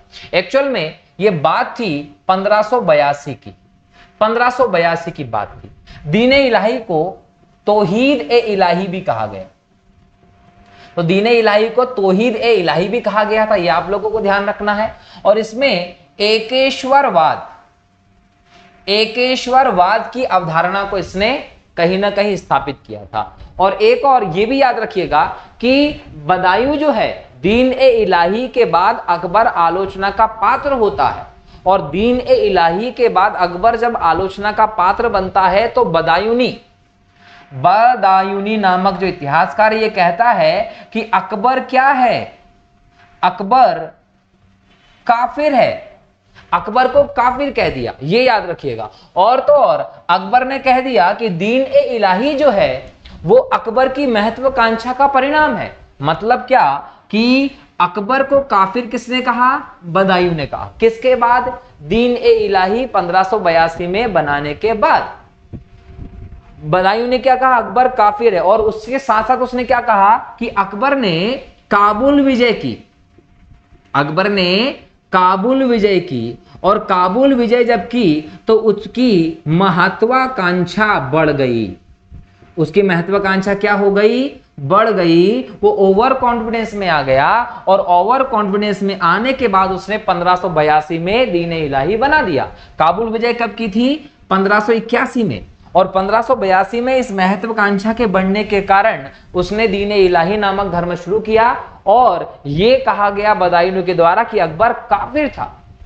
ये जो दीन ए इलाही था, इसका जो पुरोहित है, पुरोहित के तौर पर किसको? अबुल फजल को स्थापित किया गया। तो अबुल फजल कौन थे? दीन ए इलाही के पुरोहित स्थापित किए गए। यहां तक कि दीन ए इलाही का जो भगवान है वो स्वयं अकबर ने खुद को घोषित कर लिया, खुद को भगवान घोषित कर लिया अकबर ने। यह भी किया गया कि दीन ए इलाही में सभी धर्म के लोग आ सकते हैं, सभी धर्म का प्रवेश हो सकता है। और अगर आपको प्रवेश करना है तो प्रवेश का दिन क्या होगा? रविवार का दिन दीन ए इलाही में प्रवेश का दिन चुना गया। अगर किसी को भी दीन ए इलाही की क्या लेना है? दीक्षा लेना है, तो उसको अल्लाह अकबर कहना पड़ता था। इसके साथ साथ उसको अकबर के पैर चूमना पड़ते थे, अकबर के सामने झुकना पड़ता था। इस प्रकार के नियम बनाए गए। इसके अलावा यह भी था कि अगर कोई दीन ए इलाही की दीक्षा लेता है तो उसको सार्वजनिक भोज करवाने पड़ेंगे। वो बाल विवाह नहीं कर सकता, मतलब कम उम्र की लड़कियों से शादी नहीं कर सकता था, अधिक उम्र की लड़कियों से शादी नहीं कर सकता था। इस प्रकार के प्रतिबंध लगाए गए किस पर? जो दीन ए इलाही का मेंबर बन जाता था। और दीन ए इलाही जो है दोस्तों, इसमें अगर हम शामिल होने वाले हिंदुओं की बात करें तो केवल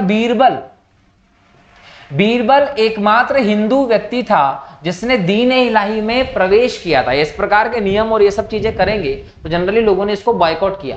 जनरली आप देखें अकबर के 9 रत्नों में टोडरमल भी मौजूद है, तानसेन भी मौजूद है, इतने सारे लोगों में मानसिंह भी मौजूद है, हिंदू इतने थे। लेकिन उसके बावजूद बीरबल इकलौते हिंदू अकबर के 9 रत्नों में शामिल थे जिन्होंने दीन ए इलाही में प्रवेश किया था। क्लियर? और किसी ने इसको नहीं अपनाया था। यहां तक कि अकबर की दीन ए इलाही के कारण स्मिथ नामक इतिहासकार ने भी आलोचना की और इसको कहा कि अकबर की ये क्या है? एक ऐतिहासिक भूल है। अकबर की भूल कहा, और क्या बोला कि अकबर की भूल का स्मारक है दीन ए इलाही। अकबर की भूल का स्मारक किसे कहा गया? दीन ए इलाही को कहा गया। अकबर की मूर्खता कहा गया दीन ए इलाही को, किसके द्वारा? स्मिथ नामक इतिहासकार के द्वारा। ये वही दीन ए इलाही है जिसको आप तौहीद ए इलाही कहते हैं, 1582 में अकबर ने इसकी स्थापना नए धर्म के तौर पर की थी, लेकिन इसे नया धर्म नहीं कहा जा सकता, क्योंकि धर्म के हिसाब से जो व्यवस्थाएं होती हैं वो व्यवस्थाएं दीन इलाही में नहीं थी। इसमें तो अकबर ने खुद को पूजवाना शुरू कर दिया था, और इसलिए बदायूं ने कहा कि 1581 में काबुल विजय के बाद जब अकबर की महत्वाकांक्षा बढ़ गई तो अकबर ने दीन इलाही जो है इसको स्थापित करवा दिया था। तो कहीं ना कहीं बड़े स्तर पर दीन इलाही के कारण अकबर की आलोचना हुई, और अकबर के इस नए धर्म को अकबर के दरबारी हिंदुओं में हम देखें तो बीरबल के अलावा किसी और ने स्वीकार भी नहीं किया। तो सोच लीजिए कि किस हद तक व्यवस्था थी। लेकिन एग्जाम में क्वेश्चन आपको जरूर देखने को मिलेगा कि वो कौन व्यक्ति था जिसने अकबर के दीन इलाही को स्वीकार किया था, तो वो कौन था? बीरबल। अगला प्रश्न है, मुगल प्रशासन व्यवस्था में मनसबदारी प्रणाली को किसने प्रारंभ किया था? दोस्तों, मनसबदारी प्रणाली की बात करें तो ये एक मनसबदार पद बनाया गया था, और ये नया सिस्टम जो था ये अकबर के द्वारा शुरू किया गया था। मनसबदारी प्रणाली को अकबर ने लगभग हम देखें 1577 में शुरू किया था। कब शुरू किया था? 1577 में प्रारंभ किया था, और ये एक महत्वपूर्ण पद था अकबर की सेना में। अकबर की सेना में एक इंपॉर्टेंट पद था। जब 1577 में इसको प्रारंभ किया था तो ये एकल व्यवस्था थी। याद रखिएगा, एकल व्यवस्था थी, मतलब जिस अधिकारी को मनसबदार बनाया जाता था उसे मनसबदार ही कहा जाता था। लेकिन लंबे समय के बाद हम देखें लगभग 1592 में हम बात करें तो इसको दोहरा कर दिया। इसमें दो चीजें स्थापित कर दी। दो चीजें स्थापित करके इसमें एक क्या कर दिया गया? जात, और एक कर दिया गया सवार। मनसबदार पहले 1577 में एकल व्यवस्था के अंतर्गत था। 1592 में इसको दोहरी व्यवस्था कर दी गई। इसको दो भागों में बांट दिया गया। एक क्या बोल दिया गया? जात, और एक बोल दिया गया सवार। अगर हम जात की बात करें तो जात का मतलब होता था मनसबदार का ओहदा, क्या लेवल है। अगर किसी को 5000 का मनसब मिला है इसका मतलब वो उच्च है। अगर किसी को 7000 का मनसब मिला है इसका मतलब वो सबसे उच्च है। इस प्रकार से मनसब के ओहदे जात को डिसाइड करने लगे। और यहां पर 5000 7000 का मतलब है कि घुड़सवार की संख्या, जिसको जितना ज्यादा मनसब मिलता था उसको उतने घुड़सवार अपने यहां पर रखने पड़ते थे। तो सवार का मतलब था घुड़सवारों की संख्या, और जात का मतलब था मनसबदार का ओहदा।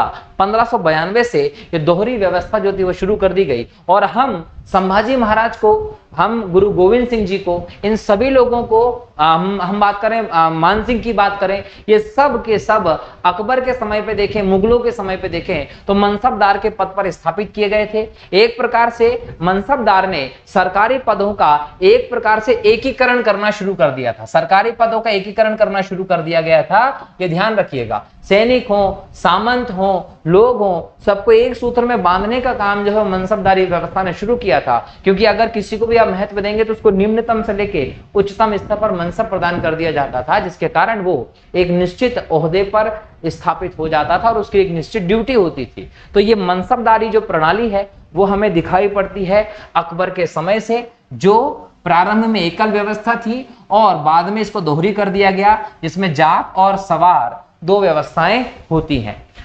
अगला प्रश्न है, अपने काल का महान संगीतज्ञ तानसेन किसके दरबार में था? तो अकबर के दरबार में थे तानसेन। तानसेन की हम बात करें दोस्तों तो याद रखिएगा कि महान संगीतकार थे जो मियां की ठोड़ी, मियां की मल्हार, दरबारी सारंग,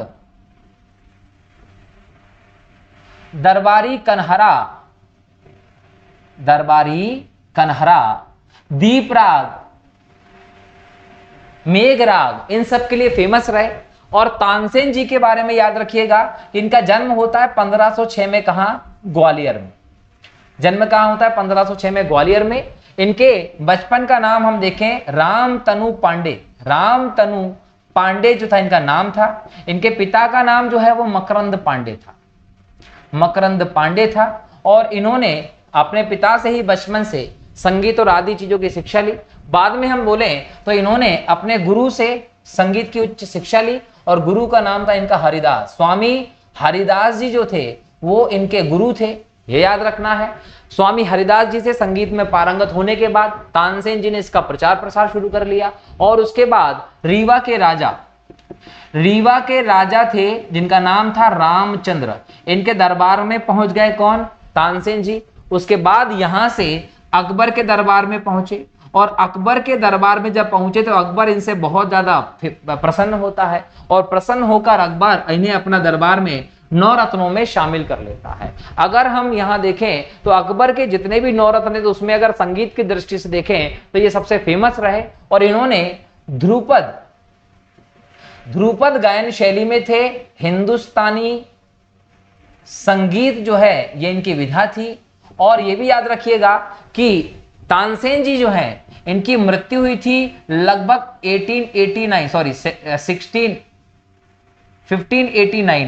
1589 में तानसेन जी की मृत्यु होती है। और मृत्यु के बाद देखें तो मृत्यु कहां होती है? दिल्ली में होती है। इनका मकबरा कहां है? इनका मकबरा है ग्वालियर में। ग्वालियर में किसके पास? तो मोहम्मद गौस का मकबरा है। मोहम्मद गौस के मकबरे के पास में यहां पर तानसेन का मकबरा है ग्वालियर में। 1589 में मृत्यु हुई थी। ध्रुपद गायन हिंदुस्तानी संगीत से संबंधित थे। गुरु का नाम हरिदास था। जन्म हुआ था 1506 में, ग्वालियर में हुआ था। रामतनु पांडे बचपन का नाम था, मूल नाम था। पिता मकरंद पांडे थे। रीवा के राजा रामचंद्र के यहाँ प्रारंभ में थे।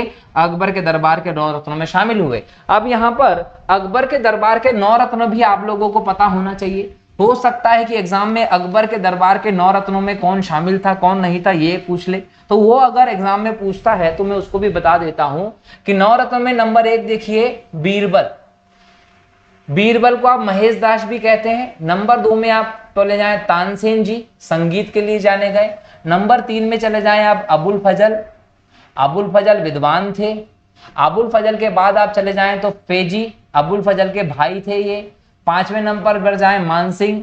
मानसिंह के बारे में कहा जाता है कि राजपूत राजा भारमल से जैसे ही वैवाहिक संबंधों की व्यवस्था के तहत उनकी पुत्री से शादी किया तो मानसिंह को अपने यहाँ पर मनसबदार बना लिया था अकबर ने और इंपॉर्टेंट पद पर बनाया। इसके बाद कई सारे युद्ध रहे जिनमें मानसिंह ने अकबर की सेना का नेतृत्व किया, जिसमें फेमस 1576 में महाराणा प्रताप के खिलाफ हल्दी घाटी का युद्ध था। तो मानसिंह थे। मानसिंह के बाद हम 6ठे नंबर पर देखें टोडरमल। टोडरमल जी जो थे दोस्तों ये खत्री जाति के थे और इन्होंने अकबर की भूराजस्व व्यवस्था में अपना इंपॉर्टेंट योगदान दिया, जिसमें 1580 में इन्होंने आईने दहसाला 10 साल की बंदोबस्त जो है वो व्यवस्था प्रारंभ की, जिसने अकबर की भूराजस्व व्यवस्था पर बहुत बड़ा इंपैक्ट किया था। इसके बाद देखिए दोस्तों तो नेक्स्ट आप देखिए मुल्ला दो प्याजा। मुल्ला दो प्याजा जो थे इनका नाम इसलिए पड़ा था क्योंकि जब भी ये खाना खाने बैठते थे तो ये बहुत मांस खाते थे और जब मांस खाते थे तो दो प्याज के साथ खाते थे, इनका नाम मुल्ला दो प्याजा बना। इसके अलावा था फकीर अजियाउद्दीन और इसके बाद अंत में आएंगे 9वें नंबर पर अब्दुल रहीम खान ए खाना। तो ये अकबर के 9 रत्न थे, बीरबल, तानसेन, अबुल फजल, फेजी, मानसिंह, टोडरमल, मुल्ला दो प्याजा, फकीर अजियाउद्दीन, अब्दुल रहीम खाने खाना। तो अकबर के 9 रत्न थे ये। इन 9 रत्नों के माध्यम से अकबर का दरबार सुशोभित होता था। सबके अलग अलग रूप से पारंगत थे। किसी का संगीत में इंपॉर्टेंस था, किसी का राय मशवरा देने में था, कोई शायरी अच्छी करता था, कोई लेखक अच्छा था, कोई राजस्व व्यवस्था संबंधित था। अपने अपने क्षेत्र के अलग अलग 9 विद्वानों को इकट्ठा करके अकबर ने 9 रत्न की व्यवस्था की थी। वैसे हमने कृष्णदेव राय के समय अष्टदिग्गज देखे थे, शिवाजी महाराज के समय हम अष्टप्रधान की व्यवस्था देखते हैं, चंद्रगुप्त विक्रमादित्य के समय पे पहली बार हमें 9 रत्न की व्यवस्था देखने को मिली थी और अकबर ने उसी कॉन्सेप्ट को अपनाया जिसमें हम लोगों ने सबकी बात की। यहाँ पर अपने काल का महान संगीतज्ञ तानसेन समारक था, तो तानसेन जी अकबर के समय पे थे, ये आप लोगों को ध्यान रखना है। मुगल काल की राजभाषा कौन सी थी? मुगल काल की राजभाषा फारसी थी, ये आप लोगों को ध्यान रखना है। सती प्रथा की भर्त्सना करने वाला मुगल सम्राट कौन था? सती प्रथा की भर्त्सना करने वाला मुगल सम्राट अकबर था, यह आप लोगों को ध्यान रखना है। ठीक है, अकबर ने न केवल सती प्रथा का विरोध किया बल्कि यहां पर याद रखिएगा कि राम सीता प्रकार के सिक्के जिस पर राम जी की और सीता जी की आकृति बनी होती थी, ये अकबर ने शुरू किया था। अकबर ने इसके अलावा और भी काम किया। अकबर ने सोने का सिक्का लेकर आए। अकबर का सोने के सिक्के में एक सिक्का था संसब। ये जो संसब सिक्का था ये सबसे बड़ा सोने का सिक्का था, ये बड़ा सोने का सिक्का था।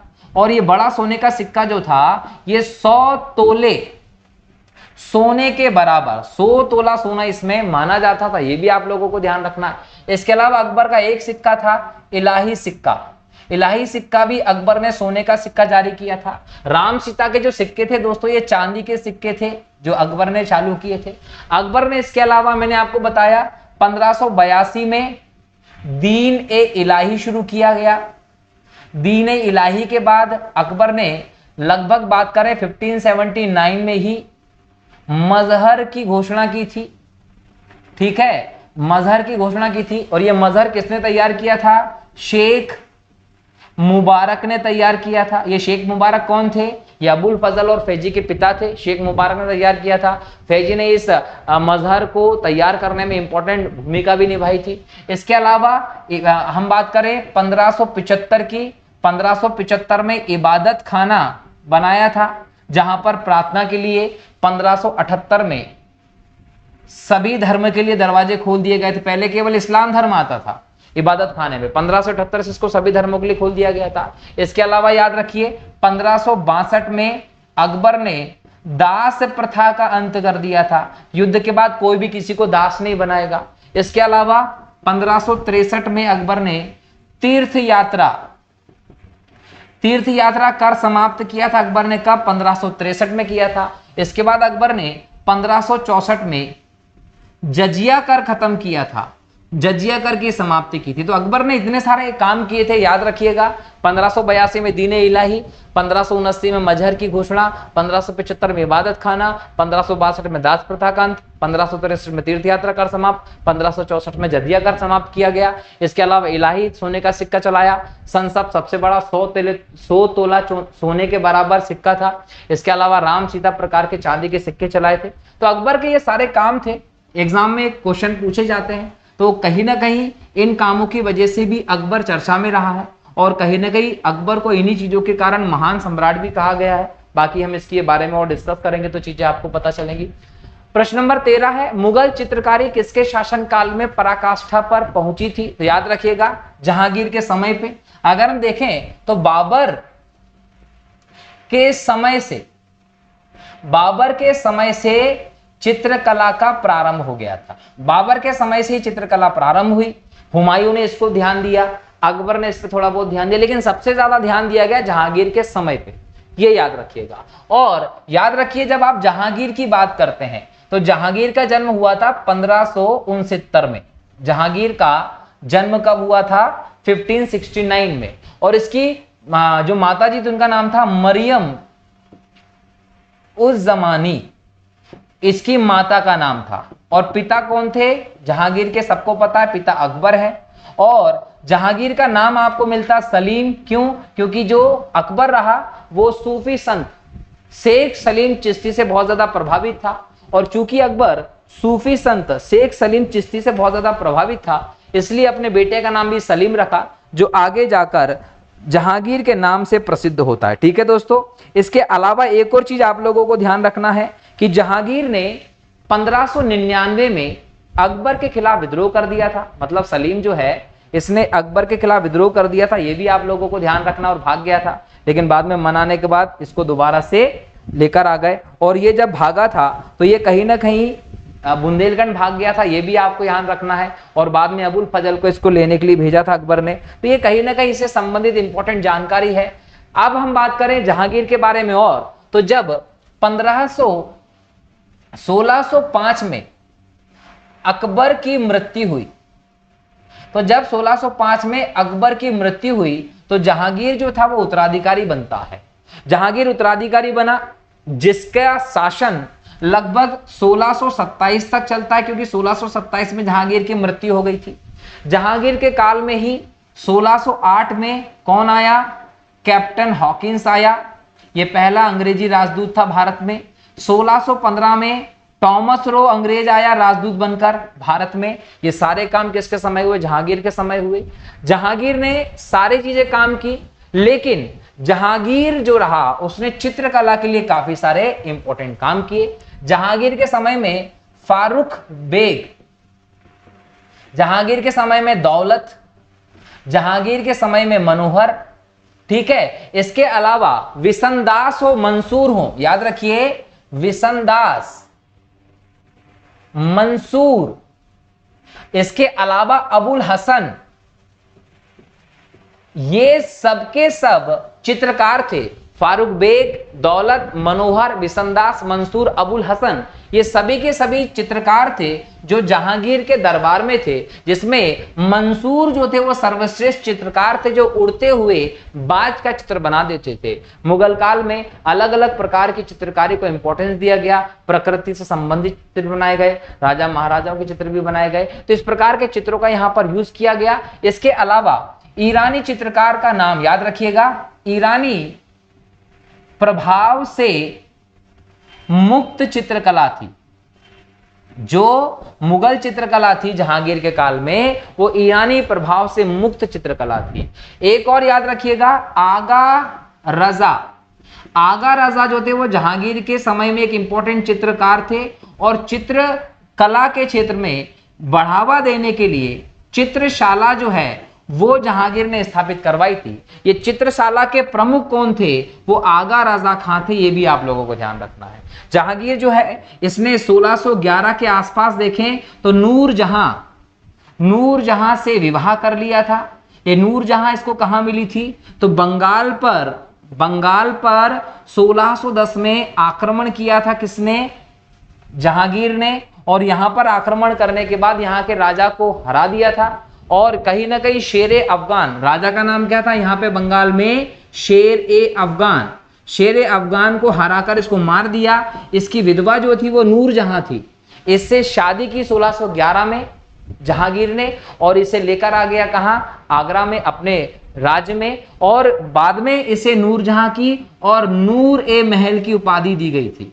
अगर एग्जाम में क्वेश्चन पूछ ले कि नूरजहां को पहली बार कब देखा था जहांगीर ने? 1611 में, याद रखिएगा, नवरोज त्योहार के समय सबसे पहले देखा था बंगाल में नूरजहां को।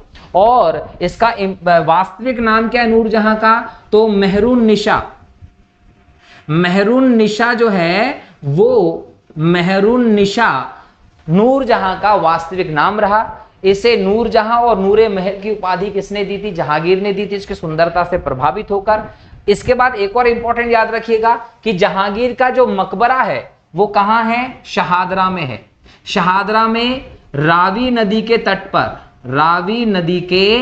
तट पर लाहौर में जहांगीर को दफनाया गया था मृत्यु के बाद। 1627 में जहांगीर की मृत्यु हुई, और शहादरा में रावी नदी के तट पर पाकिस्तान में लाहौर में जहांगीर को दफनाया गया था। ये आप लोगों को ध्यान रखना है। जहांगीर की पत्नी का नाम था नूरे जहां, और इसका वास्तविक नाम था मेहरून निशा, जो कि शेर अफगान बंगाल के शासक की विधवा थी, और जहांगीर ने इससे जबरदस्ती शादी कर ली थी, और इसे नूरे जहां की उपाधि भी प्रदान की थी। जहांगीर ने चित्रकला पर ध्यान दिया, और जहांगीर के काल को चित्रकला का स्वर्णकाल भी कहा जाता है। अगला प्रश्न है, किस मुगल शासक ने भारत की वनस्पतियों और प्राणी जगत, ऋतुओं और फलों का विशद विवरण अपनी डायरी में किया है? तो वो बाबर है। बाबर ने अपनी आत्मकथा बाबरनामा में भारत की भौगोलिक व्यवस्थाओं को उल्लेखित किया है, याद रखेंगे। अगला प्रश्न है, शेरशाह की महानता का द्योतक क्या है? दोस्तों याद रखिएगा, शेरशाह सूरी की महानता का द्योतक है उसका प्रशासनिक सुधार। जब आप शेरशाह सूरी के शासन की बात करते हैं तो यहां पर एक इंपॉर्टेंट चीज याद रखिएगा कि शेरशाह सूरी जब शासक बनता है तो शासक बनने के बाद इसने किसी नई व्यवस्था को स्थापित करने की तरफ जोर नहीं दिया, बल्कि इसने क्या किया कि जो मुगलों की व्यवस्था थी, मुगल की जो व्यवस्था थी, उस व्यवस्था को इसने अपनाया, और उस व्यवस्था में जो कमियां थी उस कमी में ही सुधार कर दिया गया। तो न आप शेरशाह सूरी को एक संस्थापक के स्थान पर एक सुधारक के तौर पर जानते हैं। अगर हम शेरशाह सूरी के शासन बनने की पूरी कहानी को देखें दोस्तों, तो याद रखिएगा कि शेरशाह सूरी का जन्म होता है 1472 में, और इसके पिता का नाम था हसन खां। हसन खां जो थे दोस्तों वो सासाराम जो है बिहार का क्षेत्र, यहाँ के जागीरदार थे। तो सासाराम के जागीरदार का बेटा था कौन? शेरशाह। और शेरशाह के अगर हम बचपन का नाम देखें दोस्तों, तो बचपन का नाम जो है वो हमें मिलता है फरीद खां। मतलब आप शेरशाह सूरी तो बाद में जानते हैं, प्रारंभ में आप इसको फरीद खां के नाम से जानते हैं।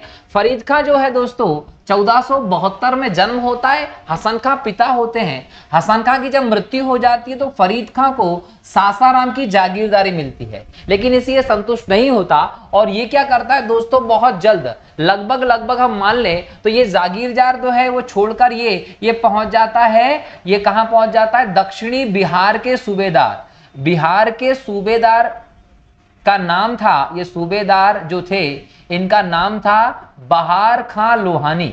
ये बहार खां लोहानी जो है इनकी सेवा में पहुंचता है कौन, फरीद खां।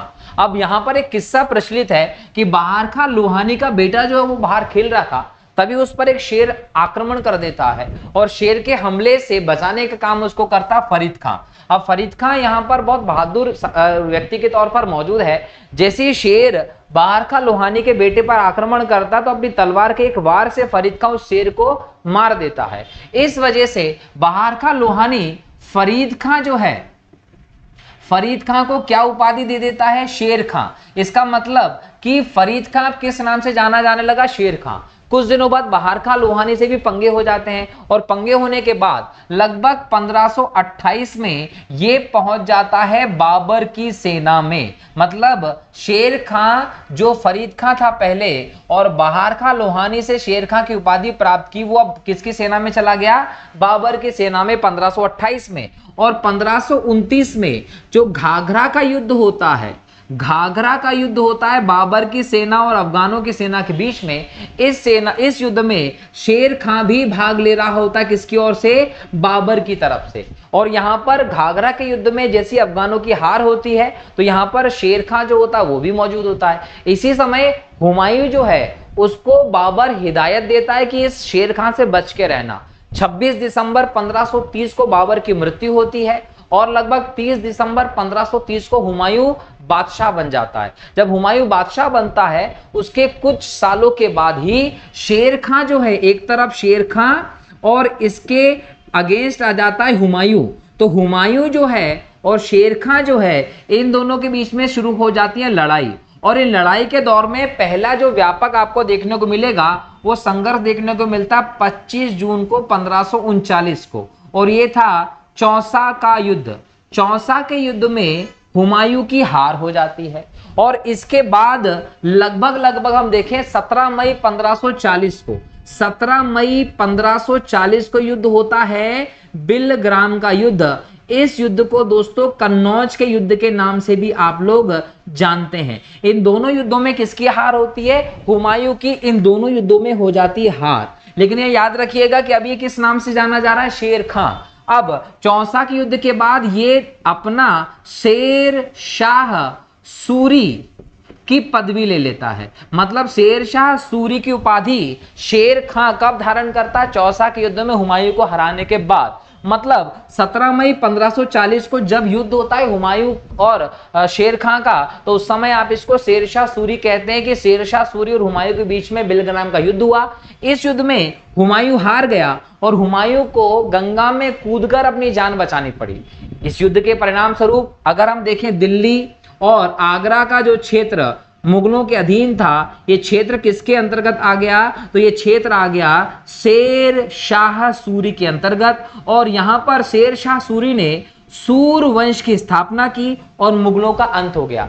यहां पर कुछ समय के लिए दिल्ली के शासन में मुगलों का साम्राज्य नहीं था। क्यों? क्योंकि हुमायूं ने गंगा में कूदकर अपनी जान बचाने का प्रयास किया। जब वो डूब रहा था तो गंगा से उसको बचाया भिश्ती नाम के एक व्यक्ति ने, और ये भिश्ती जो था इसको हुमायूं ने अपनी कहानी सुनाई और कहा कि जिस दिन मैं दोबारा से बादशाह बन जाऊंगा तो तुझे एक दिन का बादशाह बनाऊंगा। और जैसे ही 1556 में हुमायूं दोबारा से मुगल साम्राज्य की स्थापना कर देता है दिल्ली में और बादशाह बनता है, तो ये भित्ती को एक दिन का बादशाह बनाता है और भित्ती चलाता है चमड़े के सिक्के। तो एग्जाम में पूछेगा कि चमड़े के सिक्के किसने चलाए थे, तो भिश्ती ने चलाए थे, जिसे हुमायूं ने एक दिन का राजा बनाया था 1556 में, क्योंकि भिश्ती ने गंगा से हुमायूं की जान बचाई थी। यहां पर याद रखिएगा कि जब हुमायूं गंगा में कूदता है और भिश्ती उसकी जान बचाता है तो एक निर्वासित व्यक्ति की तरह जीवन जीता और ईरान की सहायता सहायता से सैन्य सहायता प्राप्त करके दोबारा से अपनी गद्दी को प्राप्त करने का प्रयास करेगा, वो हुमायूं में बात करेंगे। लेकिन यहां पर दिल्ली और आगरा के इस पूरे साम्राज्य का मालिक कौन बन गया? शेरशाह सूरी। अब शेरशाह सूरी जब यहां पर सूर्यवंश की स्थापना करता तो उसके सामने चैलेंज था व्यवस्था स्थापना का। तो उसने बोला कि मैं मुगलों की व्यवस्था को अपनाता और उसमें कुछ प्रशासनिक सुधार कर दिए। और प्रशासनिक सुधारों के अंतर्गत कुछ सुधार भी एग्जाम में आपसे पूछता है, उसमें याद रखिएगा कि शेरशाह ने चांदी का रुपया चलाया था और ये 180 ग्रेन का रुपया होता था। और इस रुपया मुद्रा की झलक आज भी हमको भारतीय मुद्रा पर दिखाई पड़ती है। इसके अलावा शेरशाह सूरी के बारे में कहा जाता है कि इसकी सड़कें इसके साम्राज्य की धमनियां थी, क्योंकि इसने अपने पूरे साम्राज्य को बेहतर सड़कों से जोड़ दिया था। सड़कें जो शेरशाह सूरी ने बनाई थी उनके दोनों ओर वृक्ष होते थे, सराय होती थी जहां पर यात्री रुक सकते थे, सेना की व्यवस्था के तहत उन सड़कों को सुरक्षित किया गया था और व्यापार आदि को बेहतर तरीके से बढ़ावा देने का काम शेरशाह सूरी ने किया था। शेरशाह सूरी ने जो सड़कें बनाई थी उनमें सबसे इंपॉर्टेंट जो सड़क थी वो सड़क ए आजम रही, जिसको बादशाही सड़क भी कहा गया और बाद में उसको सड़क ए आजम को जीटी रोड नाम दिया गया, जिसको आज हम ग्रैंड ट्रंक रोड कहते हैं। और भारत में नेशनल हाईवे नंबर 2 के अंतर्गत आज इसका बहुत बड़ा राजमार्ग आता है। यह सड़क उस समय की सबसे लंबी सड़क थी, जिसकी लगभग लंबाई 2500 मील से ज्यादा थी और ये बांग्लादेश से भारत, भारत से पाकिस्तान और पाकिस्तान से अफगानिस्तान के काबुल तक थी। तो ये सड़क का निर्माण भी शेरशाह सूरी के समय हुआ। लेकिन शेरशाह सूरी अपने इस साम्राज्य को ज्यादा समय तक नहीं चला पाया। 1545 में शेरशाह सूरी ने कालिंजर का अभियान किया और कालिंजर का जो राजा था उसका नाम था कीरत सिंह। यहां पर कई दिनों तक शेरशाह ने घेरा डालकर रखा। उसके बाद शेरशाह ने 1545 में इस किले को भेदने के लिए हुक्का नामक यंत्र चलाया था। ये हुक्का जो था दोस्तों एक तोप के समान व्यवस्था थी जिसमें गोला लगाया जाता था बारूद का। अब यहाँ हुआ ये कि जब शेरशाह हुक्का नामक इस यंत्र का प्रयोग करके कीरत सिंह के किले की दीवार को ढहाना चाह रहा था, गेट को तोड़ना चाह रहा था, तो गोला जैसे ही छोड़ा गया वो गोला दीवार से टकरा के वापस इसके ऊपर आ गया और भीषण विस्फोट के बाद शेरशाह सूरी घायल हो गया, घायल हुआ और शेरशाह की मृत्यु हो गई। लेकिन यहाँ पे याद रखिएगा एग्जाम में क्वेश्चन पूछेगा कि शेरशाह सूरी के द्वारा अंतिम विजय कौन सी थी, तो कालिंजर की विजय थी, क्योंकि शेरशाह की मृत्यु होने से पहले तक ये खबर आ गई थी कि कालिंजर के राजा कीरत सिंह ने आत्मसमर्पण कर दिया और हमारी जीत हो गई। तो शेरशाह सूरी 1545 में मरता है। उसके बाद उसके उत्तराधिकारी जो होते हैं सिकंदर सूर आदि जो होते हैं शासन को चलाते हैं। लेकिन इस बीच में हुमायूं जो होता है वो ईरान की सहायता से सेना प्राप्त करके काबुल कांधार को जीतते हुए भारत में प्रवेश करता है और 1555 में मच्छीवाड़ा का युद्ध और सरहिंद के युद्ध में सूर सेना को पराजित करके दोबारा से दिल्ली में मुगल साम्राज्य की स्थापना करता है और सूर्यवंश का यहाँ पर समाप्ति हो जाती है। तो यहाँ पर जो शेरशाह सूरी की व्यवस्था थी उसमें आपने उसके इतिहास में यही देखा कि शेरशाह सूरी ने कोई नई व्यवस्था स्थापना करने पर बल नहीं दिया, बल्कि मुगलों की व्यवस्था को अपनाकर उसमें सुधार करने का प्रयास किया। लेकिन शेरशाह सूरी एक अलग साहस का परिचय देता है और हुमायूं जैसे एक बाबर के पुत्र को भी निर्वासित जीवन जीने के लिए मजबूर कर देता है। याद रखिएगा आप लोगों को, ठीक है। अगला प्रश्न हुमायूं नामा किसने लिखी थी? दोस्तों हुमायूं नामा जो है वो गुलबदन बानो बेगम ने लिखी थी। ये गुलबदन बानो बेगम जो है दोस्तों वो याद रखिएगा ये हुमायूं की बहन थी जिसने हुमायूं नामा लिखी थी। अब यहाँ याद रखिएगा कि हुमायूं नामा में हमें मुगल साम्राज्य की प्रारंभ की इंपॉर्टेंट सारी जानकारी देखने को मिलती है, ये आप लोगों को ध्यान रखना है। अच्छा, जब हम हुमायूं के बारे में बात करते हैं तो याद रखिएगा कि 26 दिसंबर को 1530 में बाबर की मृत्यु होती है। बाबर की मृत्यु कहां होती है दोस्तों? याद रखिएगा आगरा में, और इसे आगरा के आराम बाग में दफनाया जाता है। लेकिन इसकी इच्छानुसार बाद में इसे इस आराम बाग आगरा से निकालकर काबुल ले जाकर दफनाया जाता है। तो बाबर की समाधि वर्तमान में कहां है? मकबरा काबुल में है, लेकिन इसे दफनाया कहां गया था? आराम बाग में। बाबर जो था इसको बाग बनाने का बहुत शौक था, इसलिए इसको बागों का राजकुमार भी कहा गया था। यह भी आप लोगों को ध्यान रखना है। अब जैसे ही 26 दिसंबर 1530 को बाबर की मृत्यु हुई, उसके बाद 30 दिसंबर 1530 को हुमायूं राजा बनता है। और हुमायूं जब राजा बना तो इसने अपने हिसाब से शासन बनाने की स्थापना की और इसके सबसे बड़े शत्रु जो थे वो अफगान थे। ये आप लोगों को ध्यान रखना है। जब हुमायूं राजा बनता है तो उसने सबसे पहला काम क्या किया, ये क्वेश्चन पूछेगा तो याद रखिएगा कि हुमायूं ने राजा बनने के बाद जो सबसे पहला काम किया था वो अपने पिता के इच्छानुसार अपने भाइयों में साम्राज्य का बंटवारा किया था। बाबर के 4 बेटे थे जिसमें हुमायूं था, कामरान था, अस्करी था और हिंदाल था। हुमायूं, कामरान, अस्करी, हिंदाल ये बाबर के 4 बेटे थे और हुमायूं को बाबर ने अपना उत्तराधिकारी घोषित किया था। तो चारों भाइयों में अपनी प्रॉपर्टी का डिस्ट्रीब्यूशन करके हुमायूं राज करने लगता है। ये आप लोगों को ध्यान रखना है। यहां पर अगर हुमायूं के जन्म की बात करें तो 1508 में हुमायूं का जन्म हुआ था। किसके गर्भ से हुआ था? तो माहम बेगम जो बाबर की पत्नी थी, इनके गर्भ से 1508 में हुमायूं का जन्म होता है। ये आप लोगों को ध्यान रखना है। और जब बाबर भारत पर आक्रमण करने के लिए बढ़ता है बिजौरा में, तो वहां पर भी हुमायूं बाबर के साथ आया था और चीजें सीख रहा था। जब राजा बना उसके बाद शेरशाह सूरी से टक्कर हुई तो चौसा और बिलग्राम के युद्ध में कहीं ना कहीं हुमायूं की हार हुई और हुमायूं ने एक निर्वासित जीवन जिया था। शेरशाह सूरी ने इसको हटा दिया था।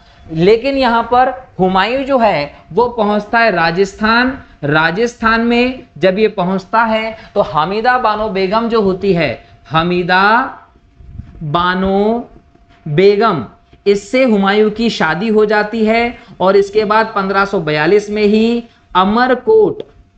अमरकोट के राजा हैं वीरसाल, यहां पर हुमायूं को एक बेटा होता है जिसका नाम रखा जाता है अकबर और अपनी बीवी को अपने भाई अस्करी के संरक्षण में रखकर हुमायूं कहां जाता है? ईरान। और ईरान के शासक से हुमायूं को 14,000 की सैनिक सहायता मिलती है। इसके बदले में हुमायूं ने 3 शर्तों को माना था। पहली शर्त ईरान के शासक की थी कि हुमायूं जो है वो सुन्नी मुसलमान है तो शिया मुसलमान हो जाएगा। दूसरी शर्त थी कि हुमायूं जो होगा वो काबुल कांधार को जीतकर ईरान के राजा को दे देगा, क्योंकि काबुल कांधार को लेकर लड़ाई चल रही थी पहले से ही। तीसरी बात ये थी कि जैसे ही हुमायूं राजा बन जाएगा तो जो सिक्का चलाएगा उस पर पहली बार ईरान के राजा का नाम लिखेगा। हुमायूं ने इन तीनों शर्तों को एक्सेप्ट कर लिया और उसके बाद 14,000 की सैनिक सहायता पाकर काबुल कांधार जीतने के बाद ईरान के शासक को सौंपकर हुमायूं भारत में प्रवेश करता और भारत आकर पंजाब के क्षेत्र के जीतता है। और यहाँ पर हुमायूं जो है वो 1555 में 2 युद्ध करता है, जिसमें एक युद्ध होता है मच्छीवाड़ा का युद्ध। ये मच्छीवाड़ा का जो युद्ध होता है वो लुधियाना के आसपास होता है, जिसमें सूर सेना को हुमायूं पराजित करता है। और उसके बाद सरहिंदी का युद्ध होता है। ये सरहिंद का जो युद्ध होता है दोस्तों ये भी 1555 में ही होता है और इसमें अंतिम रूप से सूर सेना को हराता है। और इसके बाद सूर सेना के बाद सूर साम्राज्य का विघटन करके हुमायूं पुनः दिल्ली में मुगल साम्राज्य की नींव रखता है 1556 में। लेकिन जनवरी 1556 में ही हुमायूं की दीन-ए-पनाह पुस्तकालय भवन की सीढ़ियां उतरते समय पैर फिसलने से गिरकर मौत हो जाती है। और जैसे ही हुमायूं की मौत होती है तो अकबर कालानौर में होता है पंजाब में, वहीं बैरम खां अकबर का राज्याभिषेक करता और भारत को मुगल साम्राज्य के अंतर्गत एक नया मुगल सम्राट मिलता है। जब हुमायूं दीन-ए-पनाह की सीढ़ियों से उतर रहा था तो याद रखिएगा दीन-ए-पनाह पुस्तकालय लगभग 1533 के आसपास ही हुमायूं ने बनवाया था। और जब ये गिरकर मरता है तो एक इतिहासकार का नाम याद रखेंगे, लेनपूल। ये कहता है कि हुमायूं जीवन भर लुढ़कता रहा और अंत में लुढ़कते लुढ़कते ही उसकी मौत हो गई। जीवन भर लुढ़कता रहा का मतलब क्या कि लंबे समय तक तो निर्वासित जीवन जिया, ईरान वीरान यहां भागता रहा और बाद में जब कुछ दिनों के लिए राजा बना तो सीढ़ियों से गिरकर लुढ़क के मृत्यु हो गई। तो लेनपूल नामक इतिहासकार के इस व्यंग को भी आप लोग ध्यान रखेंगे जो उसने हुमायूं की मौत को लेकर कहा था। अब यहां पर याद रखिएगा कि हुमायूं का जो मकबरा है वो दिल्ली में है, याद रखना है ना। ये क्वेश्चन भी पूछता है कि हुमायूं का मकबरा कहां है, तो हुमायूं का मकबरा है दोस्तों दिल्ली में ईरानी संस्कृति। कौन सी संस्कृति? ईरानी संस्कृति में हुमायूं का मकबरा बनाया है और इसके वास्तुकार जो हैं वो मिर्जा ग्यास बेग हैं। मिर्जा ग्यास बेग हुमायूं के मकबरे के वास्तुकार हैं और ये मकबरा हुमायूं की पत्नी हमीदा बानो बेगम ने बनवाया था। ये ध्यान रखने योग्य बात है। तो ये सभी हुमायूं की बात रही। हुमायूं ज्योतिष पर बहुत ज्यादा भरोसा करता था। इसने सप्ताह में अलग अलग रंग के कपड़े पहनने का एक पूरा ट्रेंड शुरू किया गया, दिन के हिसाब से रंग के कपड़े पहनता था। इसके अलावा हुमायूं जो है दोस्तों, ये निर्माण कार्य कराने की दृष्टि से पीछे रहा, क्योंकि जीवन भर तो इसने शासन में पूरी इंपॉर्टेंट तौर पर काम नहीं कर पाया, तो कुछ निर्माण कार्य हुमायूं के हमें देखने को नहीं मिलते। अगला प्रश्न है, अकबर के शासनकाल में महाभारत का फारसी भाषा में अनुवाद किया गया था, वह किस नाम से किया गया? तो याद रखिएगा कि अकबर के काल में रज्मनामा के नाम से महाभारत का फारसी में अनुवाद किया गया, वो भी अकबर के आदेश पर किया गया था। और ये अनुवाद किसने किया था? तो बदायूनी प्लस नकीब खान प्लस अब्दुल कादिर, ये तीन लोग मिले।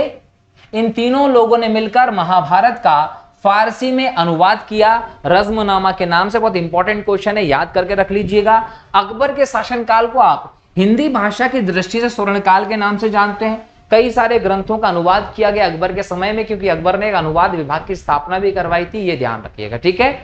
अगला प्रश्न है, किस मुगल सम्राट ने सैयद भाइयों को गिराया था? दोस्तों उसका नाम था मोहम्मद शाह। मोहम्मद शाह जो है, ये जब मुगल सम्राट बनता है तो ये उत्तर मुगल काल में मुगल सम्राट बनता है, और ये 1719 से लेकर 1748 तक राजा बनता है मुगलों का। इसके समय की सबसे बड़ी विशेषता थी कि इसके समय मुगल साम्राज्य का विघटन चालू हो गया था बड़े स्तर पर। मुगलों के अलग अलग स्वतंत्र राज्य, बंगाल मुर्शिद कुली खां में हैदराबाद अलग हो गया, अवध अलग हो गया, सब राज्य अलग अलग होने लगे थे। तो स्वतंत्र राज्यों की स्थापना जो थी वो हमें मोहम्मद शाह रंगीला के समय से देखने को मिलती है। ये रंगीला प्रवृत्ति का था कि इसको नग्न स्त्री पुरुषों की संगत पसंद थी, इसलिए इसको मोहम्मद शाह रंगीला के नाम से जानते हैं। याद रखिए कि यहाँ पर सैयद बंधुओं का नाम आया है। यहाँ सैयद बंधुओं की जब हम बात करते हैं दोस्तों, तो इसमें दो लोग नाम याद रखिएगा कि इसमें एक तो अब्दुल्ला है और एक है हुसैन। तो अब्दुल्ला और हुसैन अली, ये दोनों को मिलाकर आप सैयद बंधु कहते हैं, जो कि हिंदुस्तानी दल के नेता थे। भारत में इस समय देखें तो तुरानी हो, अफगानी हो, हिंदुस्तानी, ऐसे अलग अलग दल बने थे। इन गुटों में हिंदुस्तानी दल के अब्दुल्ला और हुसैन अली को आप सैयद बंधु कहते थे। ये सैयद बंधु जो रहे दोस्तों, ये 4 सुल्तान के समय पे रहे।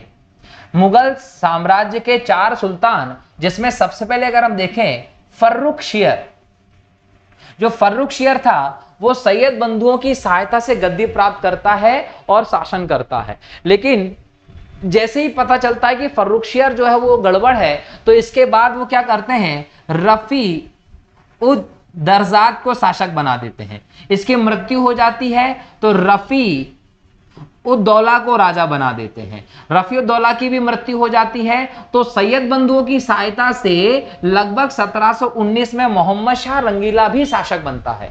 लेकिन मोहम्मद शाह रंगीला जो है वो सैयद बंधुओं की स्थिति को लेकर कहीं ना कहीं आशंकित रहता है, और वो सैयद बंधु के अंत करने की प्लानिंग करता है। और अंततः तुरानी दल के नेता का नाम था चिंगलिज खां। ये चिंगलिज खां बाद में आपको हैदराबाद के निजाम के तौर पर दिखाई पड़ता है, क्योंकि वहां पर स्वतंत्र सत्ता की स्थापना कर दी थी। तो तुरानी नेता चिंगलिज खां की सहायता से मोहम्मद शाह रंगीला ने पहले हुसैन अली की, बाद में अब्दुल्ला की हत्या करवा दी, और यहां से सैयद बंधु का समाप्ति हो जाती है। तो सैयद बंधुओं को गिराने वाला जो शासक रहा वो मोहम्मद शाह रंगीला रहा, जिसने तुरानी नेता चिंगलिज खां की सहायता से किया था। अब चूंकि सैयद बंधु फर्रुखशियर को राजा बना देते हैं, रफी दरजात को राजा बना देते हैं, रफी उद्दौला को राजा बना देते हैं, मोहम्मद शाह रंगीला को राजा बना देते हैं, इसलिए इस दौरान हम सैयद बंधुओं को किंग मेकर भी कहते हैं। ये आप लोगों को ध्यान रखना है। तो किंग मेकर के तौर पर, नृप निर्माता के तौर पर कौन फेमस रहा है? तो सैयद बंधु फेमस रहे। ये आप लोगों को ध्यान रखने की जरूरत है। नादिर शाह का आक्रमण भी मोहम्मद शाह रंगीला के समय हुआ था। अब्दाली का आक्रमण भी मोहम्मद शाह रंगीला के समय हुआ था। दिल्ली पर मराठों का कब्जा भी मोहम्मद शाह रंगीला के समय बाजीराव प्रथम ने किया था। ये आप लोगों को ध्यान रखना, बराबर। चलिए, निम्नलिखित में से कौन अंतिम हिंदू सम्राट थे? अंतिम मुगल सम्राट थे। तो अंतिम मुगल सम्राट थे बहादुर शाह द्वितीय, जो जफर नाम से शायरी लिखते थे। बहादुर शाह जफर को अंतिम मुगल सम्राट होने की कहीं ना कहीं बोल सकते हैं कि तमगा प्राप्त है। 1857 की क्रांति में सैनिकों ने इन्हें अपना नेता घोषित किया था। जब क्रांति का दमन कर दिया गया तो 1857 में इन्हें कैद कर लिया गया, इनके दोनों बच्चों को मार दिया गया और इन्हें म्यांमार बर्मा के रंगून जेल में सजा दे दी गई। यहाँ ये 1562 तक कैद रहते और इनकी मृत्यु हो जाती है और इनकी मृत्यु के बाद मुगल सम्राट का पद समाप्त हो जाता है। ये आप लोगों को ध्यान रखने की जरूरत है। अकबर के शासनकाल में भू राजस्व सुधारों के लिए कौन उत्तरदायी था? दोस्तों याद रखेंगे, अकबर के समय में टोडरमल का इंपॉर्टेंट यहां पर दिखाई पड़ता है। टोडरमल दोस्तों खत्री जाति के थे। एग्जाम में पूछा जाता है कि टोडरमल की जाति क्या थी? खत्री जाति के थे। और अगर हम आर्थिक मामलों की बात करें तो आर्थिक मामलों की दृष्टि से ये जानकार थे। तो आर्थिक मामलों के जानकार थे कौन? टोडरमल। और इन्हें अपने 9 रत्नों में शामिल किया था अकबर ने। अगर हम टोडरमल के मूल नाम की बात करें दोस्तों तो मूल नाम था अल्ल टंडन। अल्ल टंडन इनका नाम था। एग्जाम में याद रखिएगा, टोडरमल का मूल नाम अल्ल टंडन था। इन्हें बाद में टोडरमल कहा जाने लगा। अगर हम देखें 1564 में इन्होंने अकबर के लिए काम करना शुरू किया था। अकबर के पास काम करना प्रारंभ किया 1564 में। बाद में धीरे धीरे करके विशेष स्थिति हासिल की और उसके बाद हम बोल सकते हैं कि अकबर के प्रिय हो गए और अकबर ने इन्हें 9 रत्नों में शामिल कर लिया। अकबर ने जब 1571-72 में गुजरात का अभियान किया था तो गुजरात अभियान अकबर का आर्थिक दृष्टि से अभियान था और आर्थिक दृष्टि से अगर अभियान था तो आर्थिक सलाहकार के तौर पर टोडरमल को साथ में लेकर गया था कौन? अकबर। ये भी आपको याद रखना है। अकबर के समय पे हम देखें तो भू राजस्व की जो प्रणाली थी, जो भू राजस्व की प्रणाली थी उस प्रणाली को आप जाप्ती प्रणाली के तौर पर कहते हैं। कौन सी कहते हैं? जाप्ती प्रणाली कहते हैं। और इसी प्रणाली में अगर हम देखें 1580 में आ गया आइन ए दहसाला। आइन ए दहसाला ये बंदोबस्त आया। दहसाला में 10 साल के लिए बंदोबस्त करने की बात की गई, मतलब राजस्व को 10 साल के लिए निर्धारित करने की व्यवस्था की गई। इसमें 10 वर्षों के औसत उत्पादन का अनुमान लगाया गया। औसत कर का अनुमान लगाकर कर की दर जो थी, राजस्व की दर निर्धारित की जाती थी और 1/3 के आसपास राजस्व जनरली लिया जाता था। राजस्व जो था वो नगद के रूप में भी लिया जाता था, अनाज के रूप में भी लिया जाता था। अकबर बोलता था कि नगद के रूप में जितना ज्यादा आप राजस्व इकट्ठा कर सकते हैं उतना आपके लिए अच्छा है। इसके अलावा 1586 में याद रखिएगा कि गज ए सिकंदरी चलता था पहले मापन के लिए। तो अकबर ने बोला गज ए सिकंदरी को खत्म करिए और गज ए सिकंदरी की जगह पर गज ए इलाही। गज ए इलाही जो है दोस्तों 41 अंगुल का माप था और इसका यूज करना प्रारंभ किया गया। इसके अलावा भूमि के मापन के लिए लोहे के छल्ले लगे बांस के डंडे का प्रयोग किया गया। जो जरीब मतलब सन की रस्सी शेरशाह सूरी के समय से भूमि के मापन के लिए चलती थी, उसकी जगह पर लोहे के छल्ले लगे बांस के डंडे का प्रयोग भूमि के मापन के लिए अकबर ने शुरू करवाया। तो अकबर के समय ये इंपॉर्टेंट राजस्व व्यवस्था में सुधार दिखाई पड़ते हैं जो कहीं ना कहीं टोडरमल के प्रभाव के कारण बहुत ही अलग हमको दिखाई पड़े। ठीक है। अकबर द्वारा बनवाए गए उपासना भवन पूजा गृह का क्या नाम था? उसका नाम था इबादत खाना। इबादत खाना अकबर ने 1575 में बनवाया और इसमें प्रारंभ में सुन्नी मुसलमान के जो धर्मगुरु थे वो आकर चर्चा करते थे, लेकिन ये अपने ही अभिमान स्वाभिमान में लगे रहते थे, डिस्कशन में लगे रहते थे। दूसरी विशेषताओं को अकबर को पता नहीं चलता था। तो 1578 में अकबर ने सभी धर्म के लिए इबादत खाने के दरवाजे खोल दिए। यहाँ पर ईसाई की ओर से एका बीवा मोन्सेरात, इसके अलावा हिंदू में पुरुषोत्तम दास टंडन जैसे, रामदास जी सिख की तरफ से, कई सारे लोग जो जैन प्रभासूरी जैसे लोग जैन धर्म की तरफ से आए और यहाँ पर इबादत खाने में आकर धार्मिक मामलों में डिस्कशन किया और इसका रिजल्ट निकला कि सभी धर्मों का सार ईश्वर एक है, सबके तरफ जाने के मार्ग अलग हैं। और इसका प्रभाव यह भी हुआ कि गुरुवार को चर्चा करते थे। अकबर की जो धर्म के प्रति एक विचारधारा बनी वो सुलह कुल की नीति बनी। सुलह कुल की नीति मतलब धार्मिक सहिष्णुता की नीति, किसी विशेष धर्म के प्रति नहीं, अकबर सभी धर्मों के आदर करने वाला बन गया था, ऐसा यहाँ पर कहा जाता है। और ये इबादत खाना आगरा के पास फतेहपुर सीकरी में बनवाया था, ये भी आप लोगों को ध्यान रखना है। किस युद्ध में बाबर ने जिहाद या धर्म युद्ध का नारा दिया था? तमगा नामक कर को समाप्त कर दिया था और युद्ध जीतने के उपरांत गाजी धर्म योद्धा की उपाधि धारण की थी। याद रखिएगा कि खानवा के युद्ध के बाद अकबर ने जिहाद का नारा दिया, गाजी की उपाधि धारण की, तमगा कर को समाप्त कर दिया था।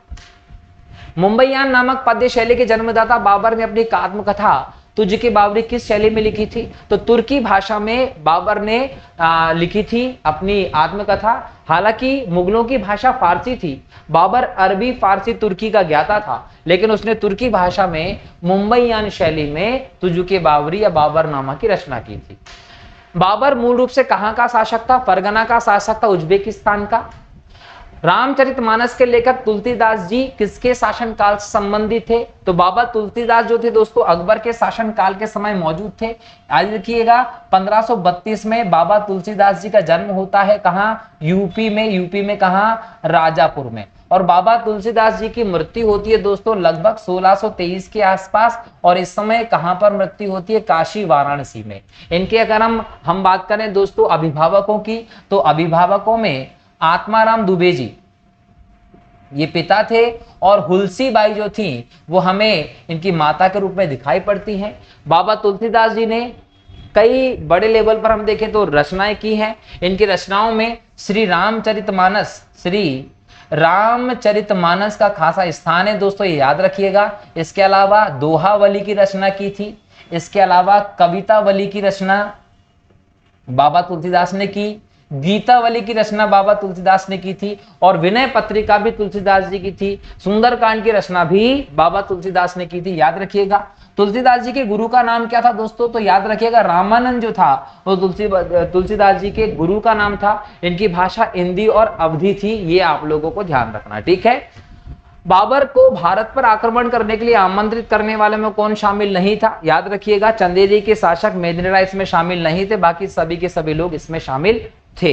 अगला प्रश्न है, किसने मुगल साम्राज्य की राजधानी को आगरा से दिल्ली स्थानांतरित किया था? तो याद रखिएगा शाहजहां ने अपने नाम पर शाहजहानाबाद नामक शहर दिल्ली में बनवाया, और यहां पर इसने 1638 से 1648 के बीच में लगभग 10 वर्ष में लाल किले का निर्माण करवाया था। लाल किला एक भव्य इमारत बनवाई गई जो लाल बलुआ पत्थर से दिल्ली के एक बहुत बड़े क्षेत्र में बनवाई गई थी। करोड़ों रुपए खर्च करके शाहजहां ने ये इमारत बनवाकर राजधानी आगरा से दिल्ली ले गया था। कहां? शाहजहानाबाद नगर में। ये याद रखिएगा कि लाल किले को आप उसके लाल रंग के कारण लाल किला कहते हैं, लेकिन लाल किले का नाम शुरू से लाल किला नहीं है, इसका नाम है किला ए मुबारक। तो लाल किले का वास्तविक नाम किला ए मुबारक है। लाल कलर के दिखने के कारण इसे लाल किला कहा गया। और इसके वास्तुकार कौन थे? उस्ताद अहमद लाहौरी, जिन्होंने ताजमहल की भी डिजाइन तैयार की थी। ये आप लोगों को ध्यान रखना है, ठीक है। अगला प्रश्न है, मुगल साम्राज्य के दृढ़ीकरण के दृष्टिकोण से सबसे निर्णायक युद्ध क्या था? खानवा का युद्ध था। दोनों तरफ सूची दी गई है, इसको सुमेलित करना है। एक तरफ बाबर द्वारा लड़े गए युद्ध दिए हैं, दूसरी तरफ शासक दिए हैं। पानीपत का युद्ध 1526 में इब्राहिम लोदी से लड़ा गया। खानवा का युद्ध 1527 में राणा सांगा से लड़ा गया। चंदेरी का युद्ध 1528 में मेदिनी राय से लड़ा गया। और घाघरा का युद्ध 1529 में अफगानों के विरुद्ध लड़ा गया। ये आप लोगों को ध्यान रखना, ठीक है। चलिए अगला प्रश्न है, अकबर के युवावस्था में उसका संरक्षक कौन था? तो अकबर जब 14 वर्ष की उम्र में राजा बना, 14 वर्ष में अकबर क्या बना? राजा बना 1556 में हुमायूं की मृत्यु के बाद। तो हुमायूं की सेना के में सेनापति था बैरम खां। बैरम खां जो था वो अकबर का संरक्षक बनता है, ये आप लोगों को ध्यान रखना है। बाकी अकबर वाले क्वेश्चन में मैंने अकबर के पूरे साम्राज्य की व्यवस्था को आप लोगों को बताया, तो बैरम खां का नाम आप लोगों को ध्यान रखना है। किसने ऐसे बगीचे जिनमें पानी बहता हो के निर्माण की परंपरा शुरू की थी? बाबर ने की थी दोस्तों। बाबर ने इस प्रकार के बगीचे भारत में बनवाए थे। बाबर को बागान लगाने का शौक था, इसलिए बाबर को बागानों का राजकुमार कहते थे, ध्यान रखना है। निम्नलिखित में से कौन सी आत्मकथा है? अकबरनामा, हुमायूंनामा, पातशाहनामा या तुजुक-ए बाबरी? तुजुक-ए बाबरी तुर्की भाषा में लिखी बाबर की आत्मकथा थी। यहाँ पर हुमायूंनामा हुमायूं की बहन ने लिखी थी, गुलबदन बानो बेगम ने। अकबरनामा अबुल फजल ने लिखी थी, ये ध्यान रखना है। राजा बीरबल की उपाधि किसने दी थी? राजा बीरबल की उपाधि किसे दी गई थी? महेश दास जो थे, महेश दास का पूरा नाम था पंडित महेश दास ब्रह्म भट्ट। तो पंडित महेश दास ब्रह्म भट्ट जो थे, ये इनका वास्तविक नाम था। बहुत चतुर थे, अकबर के दरबार के 9 रत्नों में शामिल थे। और अकबर ने महेश दास को बीरबल की उपाधि इनकी कहीं ना कहीं चतुरता के कारण दी थी।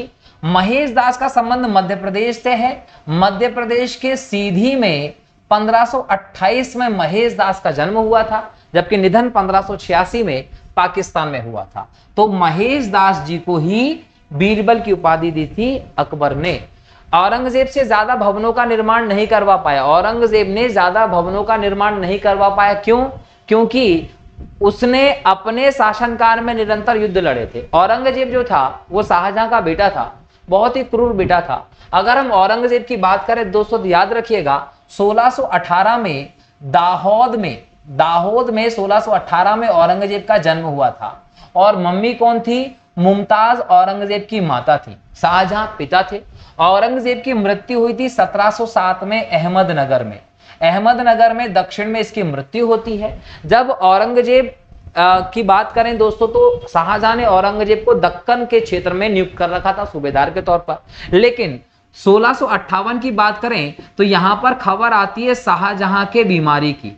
शाहजहां की बीमारी की खबर जैसे ही आती है औरंगजेब के पास, तो औरंगजेब जो है वो तुरंत पहुंच जाता है कहां? शाहजहां के पास में। अब ये याद रखिएगा कि शाहजहां बीमार था, बीमारी की खबर आनी थी, लेकिन मिस्टेक से औरंगजेब को लगता है कि शाहजहां मर गया। अब औरंगजेब को लगता है कि वो उत्तराधिकारी बन जाए, तो औरंगजेब क्या करता है? तुरंत भागा भागा पहुंचता है शाहजहां के पास में दिल्ली में। कहां चला गया? शाहजहां के पास दिल्ली में। वहां जाके देखता है शाहजहां तो जिंदा है। तो औरंगजेब क्या करता है? शाहजहां को कैद कर लेता है। और कैद करता है, शाहजहां कितने साल तक कैद में रहता है? 8 साल तक। 1666 में आगरा के किले में कैद में रहते हुए शाहजहां की मृत्यु हो जाती है। तो इस प्रकार से औरंगजेब जो है वो शाहजहां को अपने घाट उतार कर अपना राज्याभिषेक करा के शासन प्रारंभ करता है। लेकिन शासक बनने से के समय पर औरंगजेब को अपने भाइयों के साथ ग्रह युद्ध भी करना पड़ा था। अगर देखें, दारा शिकोह की बात कर लें, शाह सुजा की बात कर लें, मुराद की बात कर लें, तो दारा शिकोह, शाह सुजा और मुराद जो थे वो औरंगजेब के भाई थे, शाहजहां के बेटे थे। जहां पर जो दारा शिकोह है, और हम लोग बात कर लें यहाँ पर एक और नाम दारा शिकोह के नाम की, तो दारा शिकोह जो रहा ये शाहजहां का बड़ा बेटा था और प्रिय बेटा था, और शाहजहां इसको उत्तराधिकारी बनाना चाहता था। लेकिन औरंगजेब ने खुद को उत्तराधिकारी घोषित करके इनसे गृह युद्ध लड़ना शुरू कर दिया, और एक एक करके सबको निपटाकर औरंगजेब शासक बन जाता है। तो लगभग अपने जीवन के लंबे समय तक औरंगजेब जो रहा वो युद्धों में उलझा रहा। इसलिए औरंगजेब ने अपने शासनकाल में कोई बड़ा काम नहीं किया, लेकिन इसने बनवाया तो बीबी का मकबरा महाराष्ट्र के औरंगजेब में बनवाया था अपनी बीबी के लिए। ये भी आप लोगों को ध्यान रखना है। अगला प्रश्न है, किस मुगल शासक को 2 बार राज्याभिषेक हुआ था? तो औरंगजेब का 2 बार राज्याभिषेक हुआ था। एक बार हुआ था 31 जुलाई 1658 को, और दूसरी बार हुआ था 15 जून में 1659 को। ये वो समय था जब उत्तराधिकार का युद्ध औरंगजेब ने जीत लिए थे, और पहला था जब उसने शाहजहां को बंदी बनाकर अपना राज्याभिषेक करवाया था। ठीक है, अगला प्रश्न है, शेरशाह सूरी का मकबरा कहां स्थित है? सासाराम बिहार में शेरशाह सूरी का मकबरा स्थित है, याद रखेंगे। और ये मकबरा जो है ये 1545 में बनाया था, ये याद रखिएगा। 1545 में इस मकबरे का निर्माण करवाया गया था। शेरशाह सूरी का मकबरा बिहार के सासाराम में एक तालाब के बीच में स्थित है। अकबर का राज्याभिषेक कहां हुआ था दोस्तों? अकबर का राज्याभिषेक कालानौर में हुआ था, क्योंकि जब अकबर इस समय पंजाब के क्षेत्र में सूबेदार के तौर पर नियुक्त था, और हुमायूं जो था वो राजा था, दिल्ली का नया नया बना था सूरसेना को हराने के बाद। लेकिन दीने पनाह पुस्तकालय भवन की सीढ़ियों से गिरने के बाद जब हुमायूं की मृत्यु हो गई और इसकी सूचना अकबर को कालानौर में मिली थी, तो वहां ईंट के सिंहासन पर बैरम खान ने अकबर का राज्याभिषेक कर दिया था। गुरु अर्जुन देव किसके समकालीन थे? गुरु अर्जुन देव जहांगीर के समकालीन थे। जहांगीर के बेटे खुसरो ने जब जहांगीर के खिलाफ विद्रोह कर दिया था, तो उसने सिखों के 5वें गुरु अर्जुन देव जी के पास संरक्षण लिया, और कहीं ना कहीं जहांगीर को इससे गुस्सा आया और उसने गुरु अर्जुन देव जी को इसके बदले में फांसी की सजा दे दी थी, याद रखिएगा। किस मुगल शासक को आलमगीर कहा जाता था? दोस्तों याद रखेंगे, औरंगजेब को आलमगीर कहा जाता था। आलमगीर का मतलब होता है मुस्लिम प्रजा के द्वारा दिया गया शाही नाम, अर्थात विश्व विजेता आलमगीर को कहा जाता था। तो औरंगजेब ने आलमगीर कहा था खुद को। फैजी निम्नलिखित में से किसके दरबार में रहता था? याद रखेंगे, फैजी अकबर के 9 रत्नों में से एक था, और इसने अकबर ने जो मजहरनामे की घोषणा की थी उस मजहरनामे को लिखने में इंपॉर्टेंट रोल प्ले किया था।